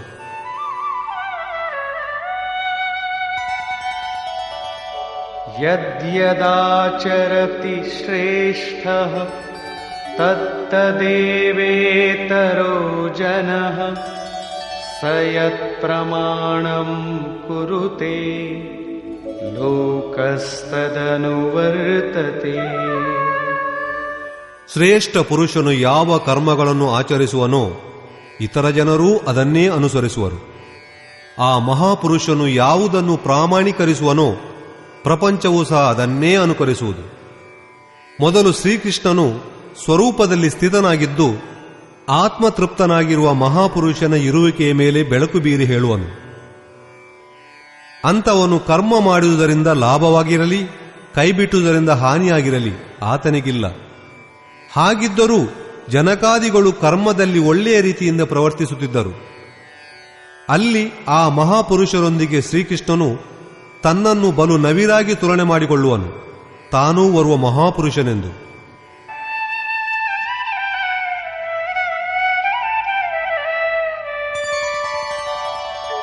ನ ಮೇ ಪಾರ್ಥಾಸ್ತಿ ಕರ್ತವ್ಯಂ ತ್ರಿಷು ಲೋಕೇಷು ಕಿಂಚನ ನಾನವಾಪ್ತಮವಾಪ್ತವ್ಯಂ ವರ್ತ ಏವ ಚ ಕರ್ಮಣಿ. ಮೂರು ಲೋಕಗಳಲ್ಲೂ ನಾನು ಮಾಡಬೇಕಾದುದು ಏನೂ ಇಲ್ಲ. ಹಿಂದೆ ಮಹಾತ್ಮರು ದೇವರಿಗೆ ಸಮಸ್ತ ಭೂತಗಳಲ್ಲಿ ಯಾವ ಕರ್ತವ್ಯವೂ ಇರುವುದಿಲ್ಲವೆಂದು ಹೇಳುತ್ತಾ ಬಂದಿರುವರು. ಇಲ್ಲ, ತನಗೆ ಮೂರು ಲೋಕಗಳಲ್ಲಿ ಮಾಡಬೇಕಾದ ಕರ್ತವ್ಯವೇನೂ ಇಲ್ಲ ಎಂದೆನ್ನುವರು. ತಾನು ಪಡೆಯಬೇಕಾದ ಕಿಂಚಿತ್ ವಸ್ತೂ ತನಗೆ ಅಪ್ರಾಪ್ತವಾಗಿಲ್ಲ ಎಂದು ಹೇಳುವನು. ಆದರೂ ತಾನು ಕರ್ಮದಲ್ಲಿ ಸಂಪೂರ್ಣವಾಗಿ ತೊಡಗಿಕೊಂಡಿರುವೆ. ಏಕೆ? ಯದಿಹಂ ನ ವರ್ತೇಯಂ ಜಾತು ಕರ್ಮಣ್ಯತಂದ್ರಿತಃ ಮಮ ವರ್ತಮಾನುವರ್ತಂತೆ ಮನುಷ್ಯಾಃ ಪಾರ್ಥ ಸರ್ವಶಃ. ಒಂದು ವೇಳೆ ನಾನು ಎಚ್ಚರಿಕೆಯಿಂದ ಕರ್ಮದಲ್ಲಿ ಪ್ರವರ್ತಿಸದಿದ್ದರೆ ಮನುಷ್ಯರೆಲ್ಲರೂ ನನ್ನ ನಡವಳಿಕೆಯಂತೆ ವರ್ತಿಸತೊಡಗುವರು. ಹಾಗಾದರೆ ನಿಮ್ಮನ್ನು ಅನುಕರಿಸುವುದೂ ಕೆಟ್ಟದೆ? ಶ್ರೀಕೃಷ್ಣನು ಹೀಗೆನ್ನುವನು, ಉತ್ಸೀದೇಯುರಿಮೇ ಲೋಕಾ ನ ಕುರ್ಯಾಂ ಕರ್ಮ ಚೇದಹಂ ಸಂಕರಸ್ಯ ಚ ಕರ್ತಾ ಸ್ಯಾಂ ಉಪಹನ್ಯಾಮಿ ಮಾಃ ಪ್ರಜಾ. ಎಚ್ಚರಿಕೆ ವಹಿಸಿ, ನಾನು ಒಂದು ವೇಳೆ ಕರ್ಮ ಮಾಡದೆ ಹೋದರೆ ಈ ಲೋಕವೆಲ್ಲ ಭ್ರಷ್ಟವಾಗುವುದು. ಸಂಕರಸ್ಯ ಅಂದರೆ ವರ್ಣ ಸಂಕರಕ್ಕೆ ನಾನೇ ಎಡೆ ಮಾಡಿಕೊಟ್ಟಂತಾಗುವುದು. ಹಾಗೂ ಸಮಸ್ತ ಪ್ರಜೆಗಳ ಹನನ ಮರಣಗಳಿಗೆ ನಾನೇ ಕಾರಣೀಭೂತನಂತಾಗುವುದು. ಸ್ವರೂಪದಲ್ಲಿ ಸ್ಥಿತವಾಗಿರುವ ಮಹಾಪುರುಷನು ಒಂದು ವೇಳೆ ಆರಾಧನಾ ಕ್ರಮದಲ್ಲಿ ತೊಡಗಿರದಿದ್ದರೆ ಸಮಾಜವು ಅವನನ್ನೇ ನಕಲು ಮಾಡಿ ಭ್ರಷ್ಟತೆಗೆ ಈಡಾಗುವುದು. ಮಹಾಪುರುಷನಾದರೋ ಆರಾಧನೆಯನ್ನು ಪೂರ್ಣಗೊಳಿಸಿ ಪರಮ ನೈಷ್ಕರ್ಮ್ಯದ ಸ್ಥಿತಿಯನ್ನು ಪಡೆದಿರುವನು. ಆತನು ಮಾಡದಿದ್ದರೆ ಅವನಿಗಾವ ಹಾನಿಯೂ ಇಲ್ಲ. ಆದರೆ ಜನರಿನ್ನೂ ಆರಾಧನಾ ಕ್ರಮವನ್ನು ಆರಂಭಿಸಿಯೇ ಇಲ್ಲ. ಹಿಂದಿರುವರಿಗೆ ದಾರಿ ತೋರಲೆಂದು ಮಹಾಪುರುಷನು ಕರ್ಮವನ್ನು ಮಾಡುವನು. ನಾನೂ ಅದನ್ನೇ ಮಾಡುವೆ, ಅರ್ಥಾತ್ ತಾನೂ ಓರ್ವ ಮಹಾಪುರುಷ. ವೈಕುಂಠದಿಂದಿಳಿದು ಬಂದ ಯಾವ ಭಗವಂತನೂ ಅಲ್ಲ. ಮಹಾಪುರುಷನು ಲೋಕ ಸಂಗ್ರಹಕ್ಕಾಗಿ ಕರ್ಮವನ್ನು ಮಾಡುವನು, ನಾನೂ ಮಾಡುವೆ. ಒಂದು ವೇಳೆ ಮಾಡದಿದ್ದರೆ ಜನರು ಕರ್ಮವನ್ನೇ ಕೈಬಿಡುವರು, ಪತಿತರಾಗುವರು ಎಂದು ಹೇಳುವನು. ಮನಸ್ಸು ಬಲು ಚಂಚಲ, ಅದಕ್ಕೆ ಎಲ್ಲವೂ ಬೇಕು, ಭಜನೆ ಮಾತ್ರ ಬೇಡ. ಸ್ವಸ್ವರೂಪದಲ್ಲಿರುವ ಮಹಾಪುರುಷನು ತನಗೆ ಕರ್ಮವೂ ಬೇಕಿಲ್ಲವೆಂದು ಕೈಬಿಟ್ಟರೆ ನೋಡುತ್ತಿದ್ದಂತೆ ಹಿಂಬಾಲಿಸುವ ಜನರೆಲ್ಲರೂ ಕೂಡಲೇ ತಾವು ಕರ್ಮವನ್ನು ಬಿಟ್ಟು ಕೈಕಟ್ಟಿ ಕೂರುವರು. ಅವರಿಗೆ ಒಂದು ನೆಪ ಸಿಕ್ಕರೆ ಸಾಕು. ಆದರೂ ಇವರು ಮಹಾಪುರುಷರೆಂದು ತಮ್ಮನ್ನು ತಾವು ಹೇಳಿಕೊಳ್ಳುವರು. ಹೀಗೆ ಯೋಚಿಸುತ್ತಾ ಆರಾಧನೆಯಿಂದ ಅವರು ದೂರ ಸರಿಯುವರು, ಪತಿತರಾಗುವರು. ತಾನು ಒಂದು ವೇಳೆ ಕರ್ಮವನ್ನು ಮಾಡದಿರುವೆನಾದರೆ ಎಲ್ಲರೂ ಭ್ರಷ್ಟರಾಗುವರು. ತಾನು ವರ್ಣಸಂಕರಕ್ಕೆ ಕಾರಣನಾಗುವೆ ಎಂದು ಶ್ರೀಕೃಷ್ಣನು ಹೇಳುವನು. ಸ್ತ್ರೀಯರು ದೂಷಿತರಾದರೆ ವರ್ಣಸಂಕರವಾಗುವುದು ಎಂಬುದು ಕಂಡು ಕೇಳಿದ ಮಾತು. ಅರ್ಜುನನೂ ಸಹ ಇದರ ಭಯದಿಂದಲೇ ವಿಕಲನಾಗಿದ್ದನು. ಸ್ತ್ರೀಯರು ದೂಷಿತರಾದರೆ ವರ್ಣಸಂಕರ ಉಂಟಾದೀತು ಎಂಬುದು ಆತನ ಅಕುಲತೆಯಾಗಿತ್ತು. ಆದರೆ ಶ್ರೀಕೃಷ್ಣನು ಹೇಳುವನು, ಒಂದು ವೇಳೆ ನಾನು ಎಚ್ಚರ ವಹಿಸಿ ಕರ್ಮ ತತ್ಪರನಾಗಿ ಇದ್ದಿದ್ದರೆ ವರ್ಣಸಂಕರಕ್ಕೆ ಕಾರಣನಾಗಬೇಕಾದೀತು ಎಂದು. ವಸ್ತುತಃ ಆತ್ಮನ ಶುದ್ಧ ವರ್ಣ ಪರಮಾತ್ಮ. ತನ್ನ ಶಾಶ್ವತ ಪಥದಿಂದ ಅಂದರೆ ಸ್ವಸ್ವರೂಪದ ದಾರಿ ಬಿಟ್ಟು ಅಂಡಲೆಯುವುದೇ ವರ್ಣಸಂಕರ. ಸ್ವಸ್ವರೂಪಸ್ಥನಾದ ಮಹಾನುಭಾವನು ಕ್ರಿಯೆಯಲ್ಲಿ ತೊಡಗಿರದಿದ್ದರೆ ಜನರು ಅಂಥವರನ್ನೇ ಅನುಕರಿಸಿ ಕ್ರಿಯಾಭ್ರಷ್ಟರಾಗುವರು, ಆತ್ಮಪಥದಿಂದ ವಿಚಲಿತರಾಗುವರು, ವರ್ಣಸಂಕರವಾಗುವುದು, ಅವರು ಪ್ರಕೃತಿಯಲ್ಲಿ ಮುಳುಗಿ ಹೋಗುವರು. ಸ್ತ್ರೀಯರ ಶೀಲತೆ, ಪೀಳಿಗೆಯ ಶುದ್ಧಿ ಎಂಬುದು ಒಂದು ಸಾಮಾಜಿಕ ವ್ಯವಸ್ಥೆ, ಅಧಿಕಾರಿಗಳ ಪ್ರಶ್ನೆ. ಸಮಾಜಕ್ಕೆ ಅದರಿಂದ ಉಪಯೋಗವೂ ಇದೆ. ಆದರೆ ತಂದೆ ತಾಯಿಗಳ ತಪ್ಪಿನಿಂದ ಸಂತಾನದ ಸಾಧನೆಯ ಮೇಲೆ ಯಾವ ಪ್ರಭಾವವೂ ಬೀಳಲಾರದು. ಆಪನ್ ಕರಣಿ ಪಾರ್ ಉತರಣಿ. ಹನುಮಾನ್, ವ್ಯಾಸ, ವಸಿಷ್ಠ, ನಾರದ, ಶುಕ, ಕಬೀರ, ಯೇಸು ಮುಂತಾದ ಮಹಾಪುರುಷರಿಗೂ ಸಾಮಾಜಿಕ ಕುಲೀನತೆಗೂ ಯಾವ ಸಂಬಂಧವಿಲ್ಲ. ಆತ್ಮವು ತನ್ನ ಪೂರ್ವಜನ್ಮದ ಗುಣಧರ್ಮಗಳ ಬುತ್ತಿಯನ್ನು ಕಟ್ಟಿಕೊಂಡು ಮೈತಾಳುವುದು. ಶ್ರೀಕೃಷ್ಣನೆನ್ನುವನು, ಮನಃ ಷಷ್ಟಾನೀಂದ್ರಿಯಾಣಿ ಪ್ರಕೃತಿಸ್ಥಾನಿ ಕರ್ಷತಿ. ಮನವೂ ಸೇರಿದಂತೆ ಇಂದ್ರಿಯಗಳಿಂದ ಯಾವ ಕಾರ್ಯವೂ ಈ ಜನ್ಮದಲ್ಲಿ ನಡೆಯುವುದೋ ಅದರ ಸಂಸ್ಕಾರವನ್ನು ಹೊತ್ತು ಜೀವಾತ್ಮನು ತನ್ನ ಹಳೆಯ ಶರೀರವನ್ನು ತ್ಯಜಿಸಿ ಹೊಸ ಶರೀರವನ್ನು ಪ್ರವೇಶಿಸುವನು. ಇದರಲ್ಲಿ ಜನ್ಮದಾತರ ಭಾಗವೆಲ್ಲಿದೆ? ಆ ಸಂತಾನದ ವಿಕಾಸದಲ್ಲಿ ಯಾವ ವ್ಯತ್ಯಾಸವೂ ಉಂಟಾಗದು. ಆದ್ದರಿಂದ ಸ್ತ್ರೀಯರು ದೂಷಿತರಾಗುವುದರಿಂದ ವರ್ಣಸಂಕರವಾಗದು. ಸ್ತ್ರೀಯರು ದೂಷಿತರಾಗುವುದಕ್ಕೂ ವರ್ಣಸಂಕರಕ್ಕೂ ಏತರ ಸಂಬಂಧವೂ ಇಲ್ಲ.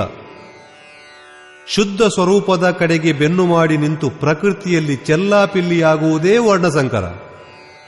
ಮಹಾಪುರುಷನಾದವನು ಜಾಗೃತೆ ವಹಿಸಿ ಕ್ರಿಯೆ ಅಂದರೆ ನಿಯತ ಕರ್ಮದಲ್ಲಿ ಪ್ರವರ್ತಿತನಾಗಿ ಜನರಿಗೂ ಕ್ರಿಯೆಯಲ್ಲಿ ಪ್ರವರ್ತಿಸುವಂತೆ ಪ್ರೇರಿಸದಿದ್ದರೆ ಆ ಮಹಾಪುರುಷನು ಸಮಸ್ತ ಜನಸಮುದಾಯವನ್ನು ಹತ್ಯೆ ಮಾಡಿದವನು, ಅವರನ್ನು ಕೊಂದು ಹಾಕಿದವನಾಗುವನು. ಸಾಧನಾ ಕ್ರಮದಲ್ಲಿ ಮುನ್ನಡೆದು ಆ ಮೂಲ ಅವಿನಾಶಿಯನ್ನು ಪಡೆಯುವುದೇ ಜೀವನ. ಪ್ರಕೃತಿಯಲ್ಲಿ ಮುಳುಗಿ ತೇಲುತ್ತಾ ದಾರಿ ತಪ್ಪಿ ಅಂಡಲೆವುದೇ ಮರಣ. ಆದರೆ ಮಹಾಪುರುಷನು ಸಮಸ್ತ ಪ್ರಜಾಕೋಟಿಯನ್ನು ಕ್ರಿಯಾಮಾರ್ಗದಲ್ಲಿ ನಡೆಸದೆ ಅವರನ್ನೆಲ್ಲ ಚದುರದಂತೆ ತಡೆಸಿ ನಿಲ್ಲಿಸಿ ಸತ್ಪಥದಲ್ಲಿ ಮುಂದೊಯ್ಯದಿದ್ದರೆ ಆತನು ಸಮಸ್ತ ಪ್ರಜಾಸ್ತೋಮವನ್ನು ಹತ್ಯೆ ಮಾಡಿದ ಹಂತಕನಾಗುವನು, ಹಿಂಸಕನಾಗುವನು. ಹಾಗೂ ಕ್ರಮಕ್ರಮವಾಗಿ ಮುಂದೊಯ್ಯುತ್ತಾ ಹೋಗಿ ನಿಜವಾದ ಶುದ್ಧ ಅಹಿಂಸಕನಾಗುವನು. ಗೀತೆಗೆ ಅನುಸಾರವಾಗಿ ಶರೀರವು ನಿಧನ ಹೊಂದುವುದು, ನಶ್ವರವಾದ ಕಳೇಬರವು ಬಿದ್ದು ಹೋಗುವುದು ಒಂದು ಪರಿವರ್ತನೆ ಮಾತ್ರ, ಅದು ಹಿಂಸೆಯಲ್ಲ.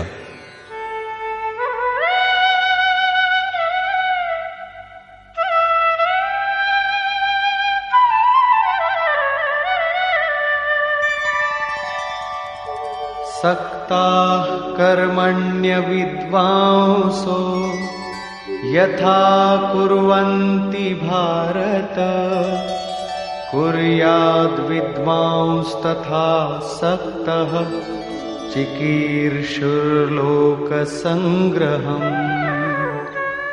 ಹೇ ಭಾರತ, ಕರ್ಮದಲ್ಲಿ ಆಸಕ್ತಿ ವಹಿಸಿ ಅಜ್ಞಾನಿಗಳಾದವರು ಹೇಗೆ ಕರ್ಮ ಮಾಡುವರೋ ಅದೇ ರೀತಿಯಲ್ಲಿ ಅನಾಸಕ್ತನಾಗಿರುವ ವಿದ್ವಾಂಸನೂ ಮಾಡಬೇಕು. ಯಜ್ಞದ ವಿಧಿಯನ್ನು ತಿಳಿದಿದ್ದು ಅದನ್ನು ಮಾಡಿದ್ದು ನಾವು ಅಜ್ಞಾನಿಗಳಾಗಿಯೇ ಇರುವೆವು.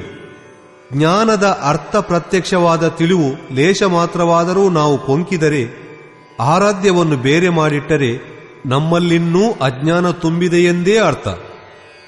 ಅಜ್ಞಾನವಿರುವವರೆಗೆ ಕರ್ಮದಲ್ಲಿ ಆಸಕ್ತಿ ಇರುವುದು. ಅಜ್ಞಾನಿಯು ಅದೆಷ್ಟು ಆಸಕ್ತಿಯಿಟ್ಟು ಕರ್ಮವನ್ನು ಮಾಡುವನೋ ಅನಾಸಕ್ತನೂ ಅದೇ ರೀತಿಯಲ್ಲಿ ಮಾಡುವನು. ಯಾವಾತನಿಗೆ ಕರ್ಮದಿಂದಾವ ಉಪಯೋಗವಿಲ್ಲವೋ ಅವನಿಗೆ ಆಸಕ್ತಿಯುಂಟಾಗುವುದಾದರೂ ಹೇಗೆ? ಅಂತಹ ಪೂರ್ಣಜ್ಞಾನಿಯಾದವನು ಸಹ ಲೋಕಹಿತಕ್ಕಾಗಿ ಕರ್ಮವನ್ನು ಮಾಡಬೇಕು, ದೈವೀ ಸಂಪದವನ್ನು ಹೆಚ್ಚಿಸಬೇಕು. ಅದರಿಂದ ಸಮಾಜವು ಎಚ್ಚೆತ್ತು ಅತ್ತ ನೋಡುತ್ತಾ ನಡೆಯಲು ಅನುವಾದೀತು.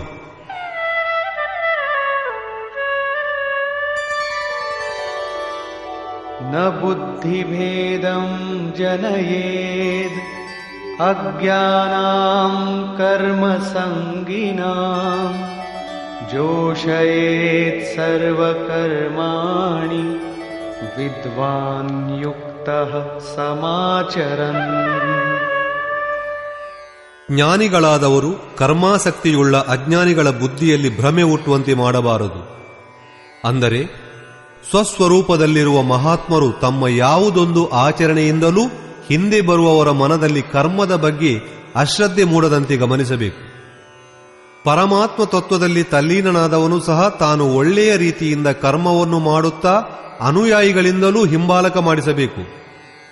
ಈ ಕಾರಣದಿಂದಲೇ ಪೂಜ್ಯ ಸ್ವಾಮೀಜಿಯವರು ರಾತ್ರಿಯ 3 ಗಂಟೆಯಲ್ಲಿ ಎದ್ದು ಕುಳಿತು ಕೆಮ್ಮುತ್ತಾ ನಮ್ಮೊಂದಿಗೆ, ಏಳಿರಯ್ಯ ಎಲೆ ಮಣ್ಣಿನ ಮಕ್ಕಳೇ, ಎದ್ದೇಳಿ. ಎಲ್ಲರೂ ಎದ್ದು ಚಿಂತನೆ ಮಾಡಲು ತೊಡಗಿದೊಡನೆ ಮತ್ತೆ ಅವರು ಸ್ವಲ್ಪ ವಿಶ್ರಮಿಸುತ್ತಿದ್ದರು. ಮತ್ತೆ ಸ್ವಲ್ಪ ಹೊತ್ತಿನ ಮೇಲೆ ಎದ್ದು ಕುಳಿತು, ನೀವೆಲ್ಲರೂ ಸ್ವಾಮೀಜಿ ಮಲಗಿದ್ದಾರೆಂದು ನೀವು ಯೋಚಿಸುವಿರೇನೋ, ಆದರೆ ಮಲಗಿಲ್ಲ, ಶ್ವಾಸವನ್ನು ಸರಿಪಡಿಸಿಕೊಳ್ಳುತ್ತಿದ್ದೇನೆ. ಮುಪ್ಪಿನ ಮೈ, ಕುಳಿತಿರುವುದು ಕಷ್ಟವೆನಿಸುತ್ತದೆ, ಆದ್ದರಿಂದ ಸ್ವಲ್ಪ ಮೈಚಾಚಿ ಮಲಗಿರುತ್ತೇನೆ. ಆದರೆ ನೀವು ಮಾತ್ರ ಎದ್ದು ನೆಟ್ಟಗೆ ಕುಳಿತು ಚಿಂತನೆಯನ್ನು ಮಾಡುತ್ತಿರಬೇಕು. ತೈಲಧಾರೆಯೋಪಾದಿಯಲ್ಲಿ ನಿಮ್ಮ ಉಸಿರಾಟ ಎಳೆ ಆಗಬೇಕು. ಅಲ್ಲಿಯವರೆಗೂ ನೀವು ಸ್ಥಿರವಾಗಿ ಕುಳ್ಳಿರಬೇಕು. ಶ್ವಾಸ ಕ್ರಮದಲ್ಲಿ ಕಡಿತ ಉಂಟಾಗಬಾರದು, ನಡುವೆ ಅಡ್ಡಿ ಅಡಚಣೆ ಉಂಟಾಗಬಾರದು. ಅಲ್ಲಿಯ ತನಕ ಸತತವಾಗಿ ಅದರಲ್ಲಿ ಲೀನನಾಗಿರಬೇಕಾದುದು ಸಾಧಕನ ಧರ್ಮ. ನನ್ನ ಉಸಿರಾಟದಲ್ಲಿ ಸ್ಥಿರತೆ ಇದೆ, ಅದು ಬಿದಿರಿನ ಕೊಳವೆಯಂತೆ ಸ್ಥಿರವಾಗಿದೆ. ಈ ಕಾರಣದಿಂದಲೇ ಮಹಾಪುರುಷನಾದವನು ತನ್ನ ಅನುಯಾಯಿಗಳಿಂದಲೂ ಅದೇ ಪ್ರಕಾರ ಮಾಡಿಸಲು ಕರ್ಮನಿರತನಾಗಿರುವನು. ಜಿಸ್ ಗುನ್ ಕೋ ಸಿಕಾವೆ ಉಸೆ ಕರ್ಕೆ ದಿಕಾವೆ.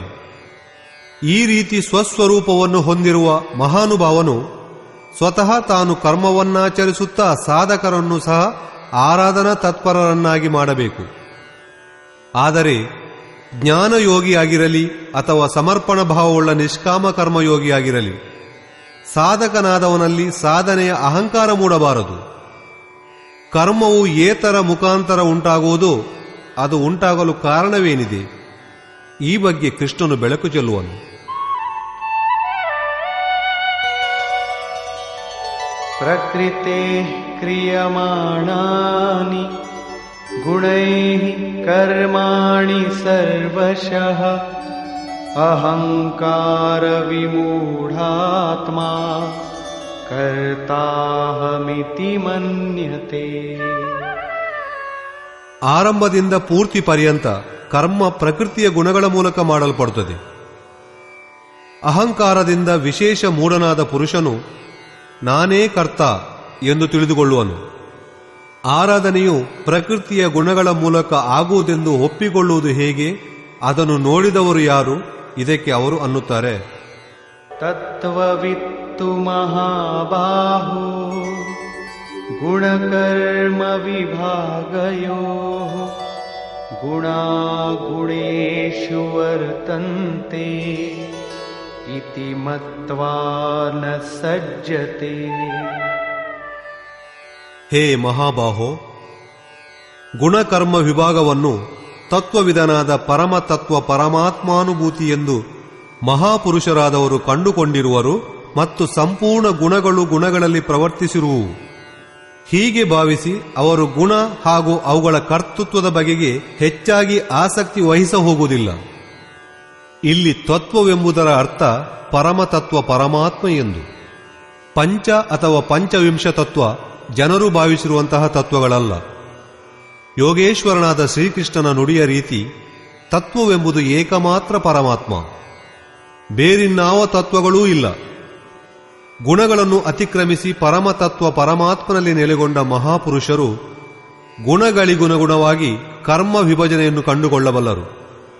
ತಾಮಸಿ ಗುಣವಿದ್ದರೆ ಅದಕ್ಕನುಗುಣವಾಗಿ ಕಾರ್ಯ, ಆಲಸ್ಯ, ನಿದ್ರೆ, ಪ್ರಮಾದ ಮುಂತಾದವುಗಳಲ್ಲಿ ಜಾರಿ ಬೀಳದಂತೆ ಎಚ್ಚರಗೊಳ್ಳುವ ಸ್ವಭಾವ. ರಾಜಸಿ ಗುಣಗಳಿದ್ದಲ್ಲಿ ಅದಕ್ಕೆ ಕಂಗೆಡದೆ ಆರಾಧನೆಯಿಂದ ಹಿಂದೆಗೆಯದೇ ಇರುವಂತಹ ಸ್ವಭಾವ. ಅದರಲ್ಲಿ ಶೌರ್ಯ, ಸ್ವಾಮಿಭಾವಗಳು ತುಂಬಿರುವು. ಸಾತ್ವಿಕ ಗುಣಗಳೇ ಕೆಲಸ ಮಾಡುತ್ತಿದ್ದರೆ ಧ್ಯಾನ, ಸಮಾಧಿ, ಅನುಭವಿಯಾದ ಉಪಲಬ್ಧಿ, ಧಾರಾವಾಹಿಯಾದ ಚಿಂತನ, ಸರಳತೆಗಳು ಸ್ವಭಾವದಲ್ಲಿ ತುಂಬಿರುವು. ಗುಣಗಳು ಪರಿವರ್ತನಶೀಲವಾದುವು. ಪ್ರತ್ಯಕ್ಷದರ್ಶಿಯಾದ ಜ್ಞಾನಿಯು ಮಾತ್ರ ಗುಣಗಳಿಗನುರೂಪವಾಗಿ ಕರ್ಮಗಳ ಉತ್ಕರ್ಷ ಅಪಕರ್ಷಗಳು ನಡೆಯುವುದೆಂಬುದನ್ನು ಮನಗಾಣುವನು. ಗುಣಗಳು ತಮ್ಮ ಕೆಲಸವನ್ನು ಮಾಡಿಸುವು, ಅರ್ಥಾತ್ ಗುಣಗಳು ಗುಣಗಳಲ್ಲಿಯೇ ಪ್ರವರ್ತಿಸುವು. ಹೀಗೆ ತಿಳಿದು ಈ ಪ್ರತ್ಯಕ್ಷದರ್ಶಿಯು ಕರ್ಮದಲ್ಲಿ ಆಸಕ್ತಿ ವಹಿಸ ಹೋಗುವುದಿಲ್ಲ.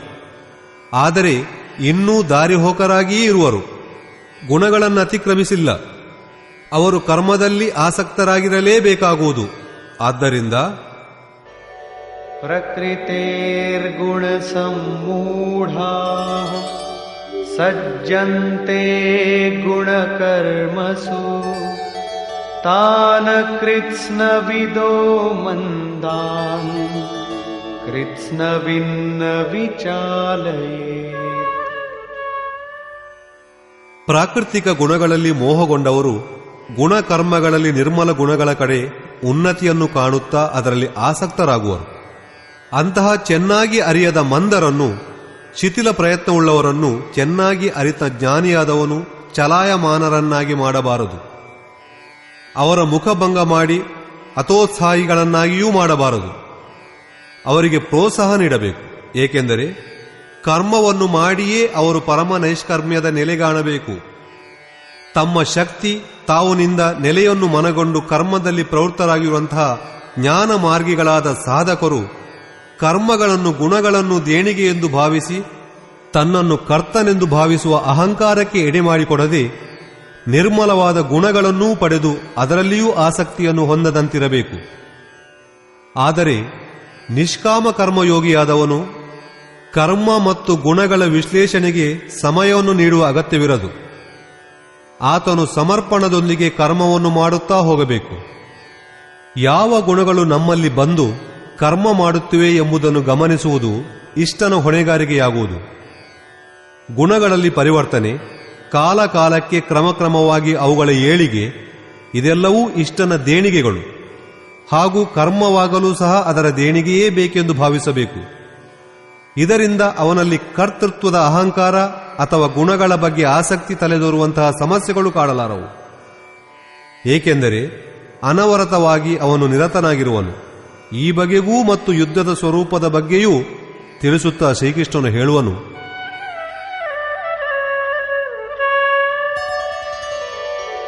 ಮಯಿ ಸರ್ವಾಣಿ ಕರ್ಮಾಣಿ ಸನ್ಯಸ್ಯಾಧ್ಯಾತ್ಮಚೇತಸಾ ನಿರಾಶೀರ್ನಿರ್ಮಮೋ ಭೂತ್ವಾ ಯುಧ್ಯಸ್ವ ವಿಗತಜ್ವರಃ. ಆದ್ದರಿಂದ ಅರ್ಜುನ, ನೀನು ಆಧ್ಯಾತ್ಮ ಬುದ್ಧಿಯಿಂದ ಅಂತರಾತ್ಮದಲ್ಲಿ ಚಿತ್ತವನ್ನು ನಿರೋಧಿಸಿ ಧ್ಯಾನಸ್ಥನಾಗಿರುವ ಸಮಸ್ತ ಕರ್ಮಗಳನ್ನು ನನಗೆ ಸಮರ್ಪಿಸಿ ಆಶಾರಹಿತನೂ ಮಮತಾರಹಿತನೂ ಸಂತಾಪರಹಿತನೂ ಆಗಿ ಯುದ್ಧ ಮಾಡು. ಚಿತ್ತವು ಧ್ಯಾನದಲ್ಲಿ ನಿಲ್ಲುವ ತನಕ ಆಶೆಯೂ ಲೇಷ ಮಾತ್ರವೂ ಇಣುಕದು, ಕರ್ಮದಲ್ಲಿ ಮಮಕಾರವೂ ಮೂಡದು, ಸೋಲಿನ ಸಂತಾಪವೂ ಸಂಜನಿಸದು. ಅಂದಾಗ ಅಂತಹ ಪುರುಷನು ಯಾವ ಯುದ್ಧವನ್ನು ಮಾಡುವನು? ಎಲ್ಲಾ ದೇಶಗಳಿಂದಲೂ ಚಿತ್ತವನ್ನು ಹಿಂದೆಳೆದು ಸುತ್ತಿಗಟ್ಟಿ ಹೃದಯ ದೇಶದಲ್ಲಿ ಅದನ್ನು ನೆಲೆಗೊಳ್ಳುತ್ತಿರುವಾಗ ಆತನು ಯುದ್ಧ ಮಾಡುವುದೇಕೆ? ಯಾರೊಂದಿಗೆ? ಯಾವೆಡೆಯಿಂದ? ಅಲ್ಲಿ ಇರುವವರಾದರೂ ಯಾರು? ನೀವು ಧ್ಯಾನದ ಬಗ್ಗೆ ಒಳಹೋಗುವಾಗ ಯುದ್ಧದ ನಿಜ ಸ್ವರೂಪವು ಎದ್ದು ನಿಲ್ಲುವುದು. ಕಾಮ, ಕ್ರೋಧ, ದ್ವೇಷ, ಮೋಹ ಮುಂತಾದ ವಿಕಾರಗಳ ಸಮೂಹ, ವಿಜಾತೀಯ ಪ್ರವೃತ್ತಿಗಳು, ಕುರು ಎಂದು ಕರೆಯಲ್ಪಡುವಂತಹ ಸಂಸಾರದಲ್ಲಿ ಪ್ರವೃತ್ತಿಯನ್ನೇ ಬೆಳೆಸುವಂತಹ ದುಷ್ಟಶಕ್ತಿಗಳು ಬಾಧಾರೂಪವಾಗಿ ಭಯಂಕರ ಆಕ್ರಮಣವನ್ನು ಮಾಡುವು. ಇವುಗಳಿಂದ ಪಾರಾದರೆ ಸಾಕು, ಅದೇ ಯುದ್ಧ. ಇವುಗಳನ್ನು ಹೊಸ ಹುರುಳಿಗೆಡವಿ ತಿಕ್ಕಿ ಹಾಕುತ್ತಾ ಅಂತರಾತ್ಮದಲ್ಲಿ ಕುಗ್ಗಿಕೊಳ್ಳಿರುತ್ತಾ ಧ್ಯಾನಸ್ಥನಾಗಿ ನೆಲೆಯೂರುವುದೇ ಯುದ್ಧ, ಯಥಾರ್ಥ ಯುದ್ಧ. ಇದಕ್ಕೆ ಮತ್ತೆ ಒತ್ತು ಕೊಡುವನು.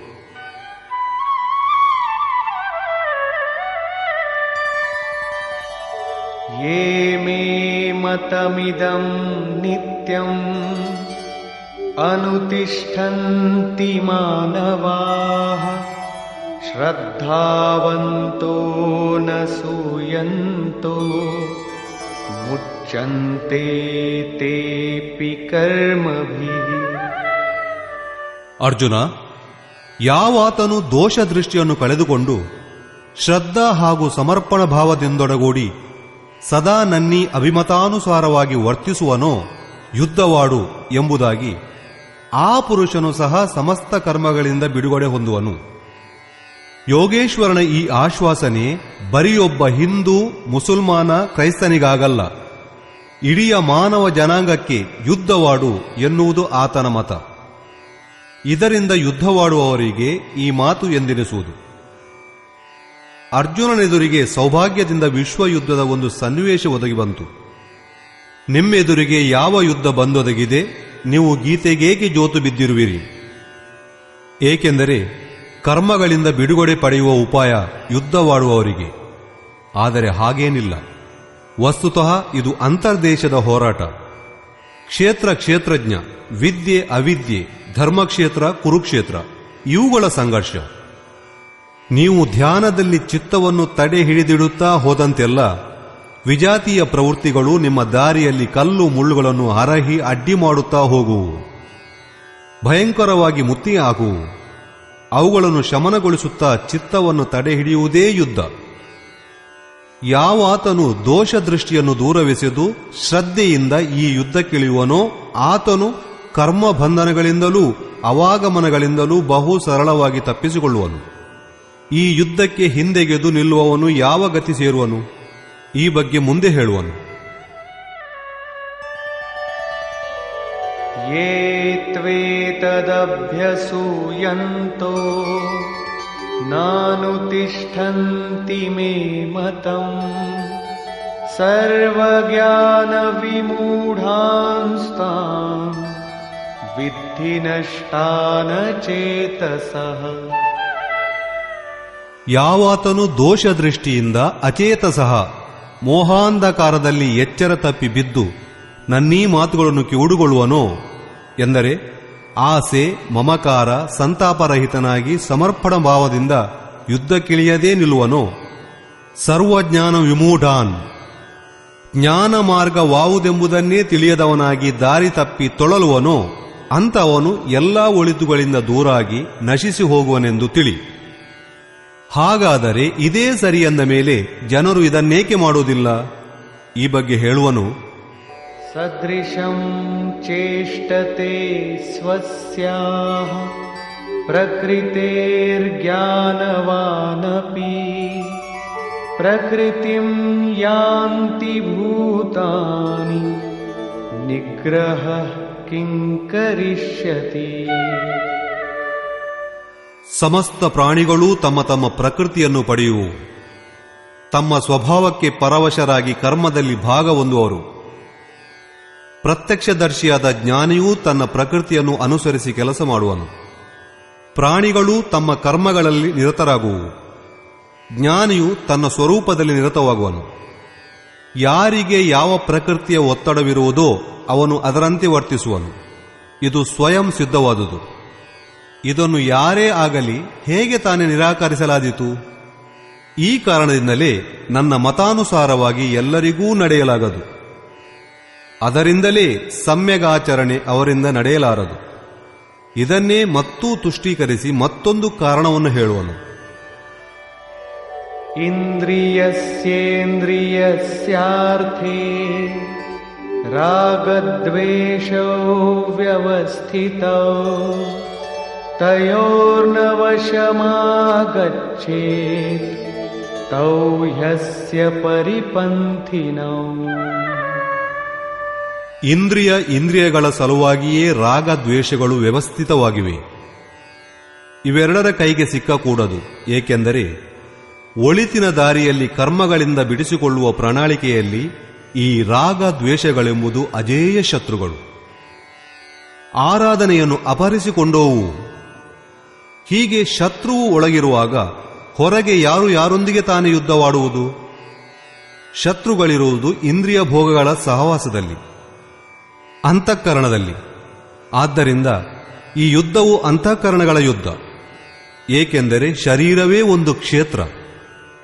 ಇದರಲ್ಲಿ ಸಜಾತೀಯ ವಿಜಾತೀಯಗಳೆಂಬ ಎರಡು ಪ್ರವೃತ್ತಿಗಳು, ವಿದ್ಯಾ ಅವಿದ್ಯಾ ಎಂಬ ದ್ವಂದ್ವ, ಇವೆರಡೂ ಮಾಯೆಗಳ ಅಂಗ.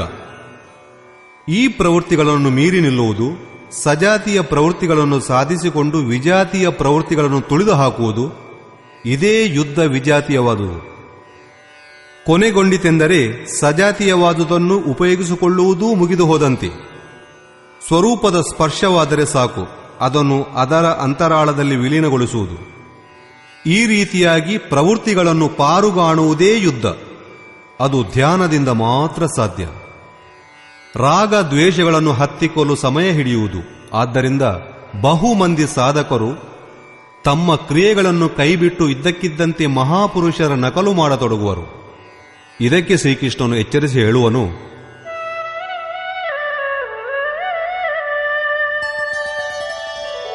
ಶ್ರೇಯಾನ್ ಸ್ವಧರ್ಮೋ ವಿಗುಣಃ ಪರಧರ್ಮಾತ್ ಸ್ವನುಷ್ಠಿತಾ ಸ್ವಧರ್ಮೇ ನಿಧನಂ ಶ್ರೇಯಃ ಪರಧರ್ಮೋ ಭಯಾವಹ. ಓರ್ವ ಸಾಧಕನು 10 ವರ್ಷಗಳಿಂದ ಸಾಧನೆಯಲ್ಲಿ ಮುಳುಗಿರುವನು. ಮತ್ತೊಬ್ಬನು ಇಂದು ಸಾಧನೆಗೆ ಪ್ರವೇಶಿಸುತ್ತಿರುವನು. ಇಬ್ಬರ ಸಾಮರ್ಥ್ಯವೂ ಒಂದೇ ಪರಿಯಾಗಿರುವುದಿಲ್ಲ. ಈಗ ತಾನೇ ಪ್ರಾರಂಭಿಸಿರುವ ಸಾಧಕನು ಒಂದು ವೇಳೆ ಆತನನ್ನು ಅನುಕರಿಸದೆ ಹೋದರೆ ಈತನು ಹಾಳಾಗುವನು. ಇದನ್ನು ಕಂಡೇ ಶ್ರೀಕೃಷ್ಣನು ಹೇಳುವನು, ಒಳ್ಳೆಯ ರೀತಿಯ ಆಚರಣೆಯನ್ನಿಟ್ಟುಕೊಂಡ ಮತ್ತೊಬ್ಬನ ಧರ್ಮದಿಂದ ಗುಣರಹಿತವಾಗಿದ್ದರೂ ತನ್ನ ಧರ್ಮವು ಬಹಳ ಉತ್ತಮವಾದುದು. ಸ್ವಭಾವದಿಂದ ಹುಟ್ಟಿದ ಕರ್ಮದಲ್ಲಿ ಪ್ರವೃತ್ತನಾಗುವ ಸಾಮರ್ಥ್ಯ ಸ್ವಧರ್ಮ. ತನ್ನ ಸಾಮರ್ಥ್ಯಕ್ಕೆ ತಕ್ಕಂತೆ ಕರ್ಮದಲ್ಲಿ ಪ್ರವೃತ್ತನಾದರೆ ಸಾಧಕನಾದವನು ಒಂದಲ್ಲ ಒಂದು ದಿನ ಪಾರುಗಾಣುವನು. ಆದ್ದರಿಂದ ಸ್ವಧರ್ಮಾಚರಣೆಯನ್ನು ಮಾಡುತ್ತಾ ಅದರಲ್ಲಿ ಸಾಯುವುದಾದರೂ ಲೇಸು, ಅದು ಪರಮ ಕಲ್ಯಾಣಕರವಾದುದು. ಸಾಧನೆಯು ಎಲ್ಲಿಗೆ ಕೈಬಿಟ್ಟು ಹೋಗಿರುವುದೋ ಅಲ್ಲಿಂದ ಶರೀರವು ದೊರೆಯುತ್ತಲೇ ಪುನಃ ಮುಂದುವರಿಸಲಾದೀತು. ಆತ್ಮನಿಗಂತೂ ಸಾವಿಲ್ಲ. ಶರೀರವೆಂಬ ವಸ್ತ್ರವನ್ನು ಬದಲಾಯಿಸಿದ ಮಾತ್ರಕ್ಕೆ ಬುದ್ಧಿ ವಿಚಾರಗಳೇನೂ ಬದಲಾಗದು. ಮುಂದಿನಾತನಂತೆ ಸಾಧಕನು ಬೂಟಾಟಿಕೆ ಮಾಡ ಹೋದಲ್ಲಿ ಸಾಧಕನು ಭಯಕ್ಕೀಡಾಗುವನು. ಭಯವು ಪ್ರಕೃತಿಯಲ್ಲಿರುವುದು, ಪರಮಾತ್ಮನಲ್ಲ. ಪ್ರಕೃತಿಯ ಆವರಣವು ಮತ್ತಷ್ಟು ದಟ್ಟವಾಗುವುದು. ಈ ಭಗವತ್ಪದದಲ್ಲಿ ಅನುಕರಣೆ ಹೆಚ್ಚು. ಪೂಜ್ಯ ಸ್ವಾಮೀಜಿಯವರಿಗೆ ಒಮ್ಮೆ ಆಕಾಶವಾಣಿಯಾಯಿತು. ಅನುಸೂಯಕ್ಕೆ ಹೋಗಿ, ಜಮ್ಮುವಿನಿಂದ ಚಿತ್ರಕೂಟಕ್ಕೆ ಹೋಗಿ ಘೋರ ಕಾನನದಲ್ಲಿ ತಂಗಿರಲು ಬಹಳ ಮಂದಿ ಮಹಾತ್ಮರು ಅತ್ತ ಕಡೆಯಿಂದ ಬಂದು ಹೋಗುತ್ತಿದ್ದರು.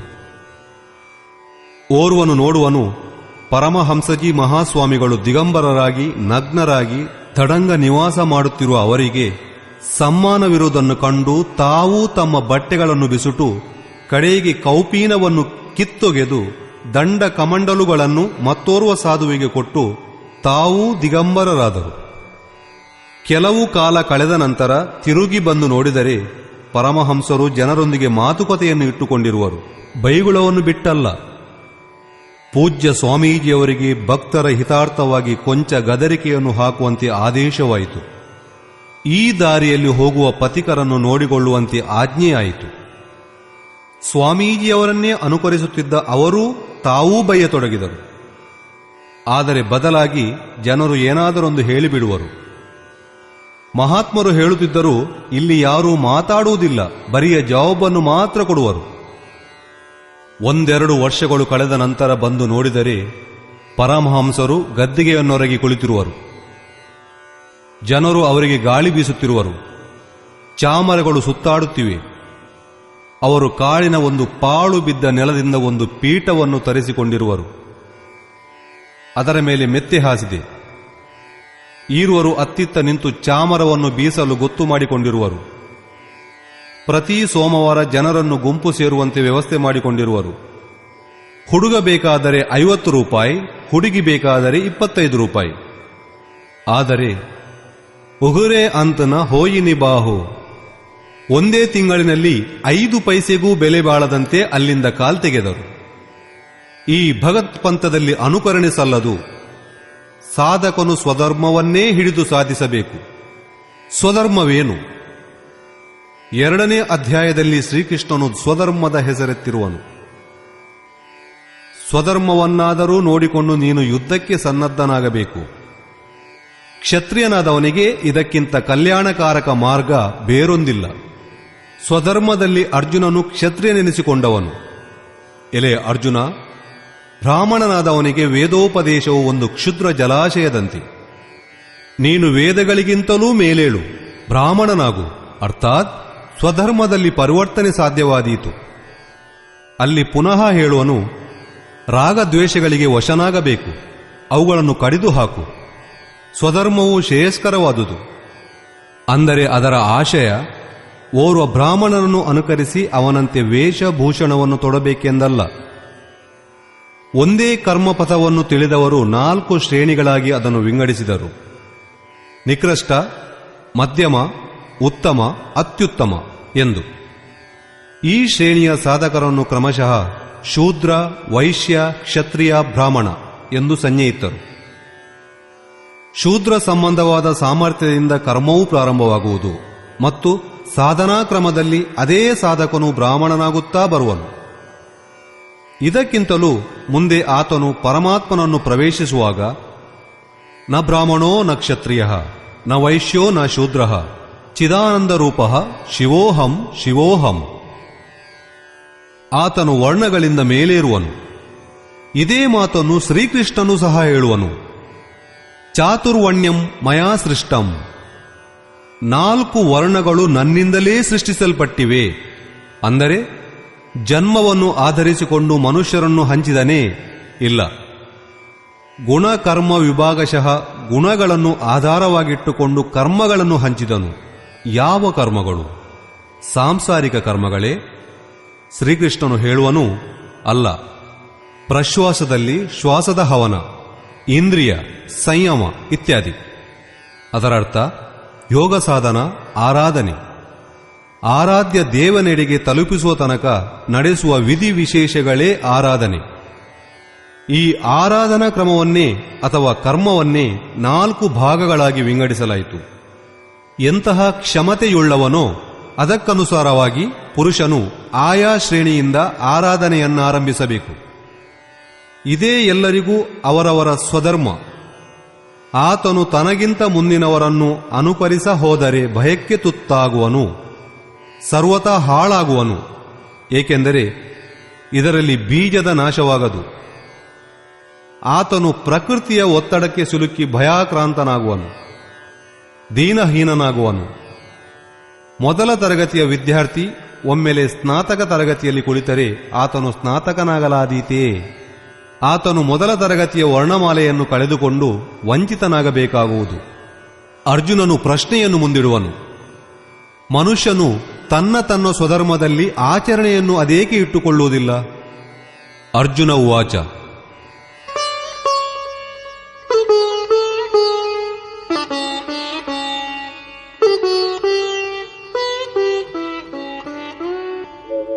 ಅಥ ಕೇನ ಪ್ರಯುಕ್ತೋಯಂ ಪಾಪಂ ಚರತಿ ಪೂರುಷಃ ಅನಿಚ್ಛನ್ನಪಿ ವಾರ್ಷ್ಣೇಯ ಬಲಾದಿವ ನಿಯೋಜಿತಃ. ಶ್ರೀಕೃಷ್ಣ, ಹಾಗಾದರೆ ಈ ಮಾನವನು ಬಲವಂತವಾಗಿ ಎಳೆತಂದು ಯಾರೋ ಪಾಪ ಮಾಡಲು ಹಚ್ಚಿದರೆನ್ನುವಂತೆ ತನಗಿಚ್ಛೆಯಿಲ್ಲವಾದರೂ ಅದರ ಪ್ರೇರಣೆಯಿಂದ ಪಾಪವನ್ನಾಚರಿಸುವನು. ನಿಮ್ಮ ಮತಕ್ಕನುಸಾರವಾಗಿ ಅದೇಕೆ ನಡೆದುಕೊಳ್ಳಬಾರದು? ಇದಕ್ಕೆ ಯೋಗೇಶ್ವರನಾದ ಶ್ರೀಕೃಷ್ಣನು ಹೇಳುವನು. ಶ್ರೀ ಭಗವಾನುವಾಚ.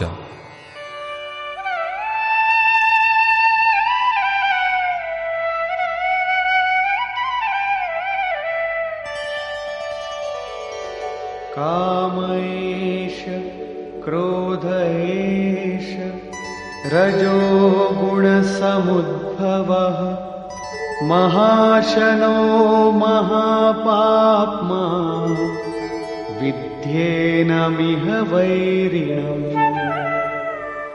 ಅರ್ಜುನ, ರಜೋಗುಣದಿಂದ ಹುಟ್ಟಿದ ಈ ಕಾಮಕ್ರೋಧಗಳು ಅಗ್ನಿಯಂತೆ ಅದೆಷ್ಟು ತಿಂದರೂ ಎಂದೂ ತೃಪ್ತಿಯನ್ನು ಕಾಣದ ಮಹಾಪಾಪಿಗಳು. ಕಾಮಕ್ರೋಧಗಳು ರಾಗದ್ವೇಷಗಳಿಗೆ ಪೂರಕವಾಗಿರುವು. ಇದೀಗ ತಾನೇ ನಾನು ಪ್ರಸ್ತಾಪಿಸಿದಂತೆ ಈ ವಿಷಯದಲ್ಲಿ ನೀನು ಇವುಗಳನ್ನು ವೈರಿಗಳೆಂದು ತಿಳಿ. ಈಗ ಇವುಗಳ ಪ್ರಭಾವವೇನೆಂದು ತಿಳಿಸುವನು.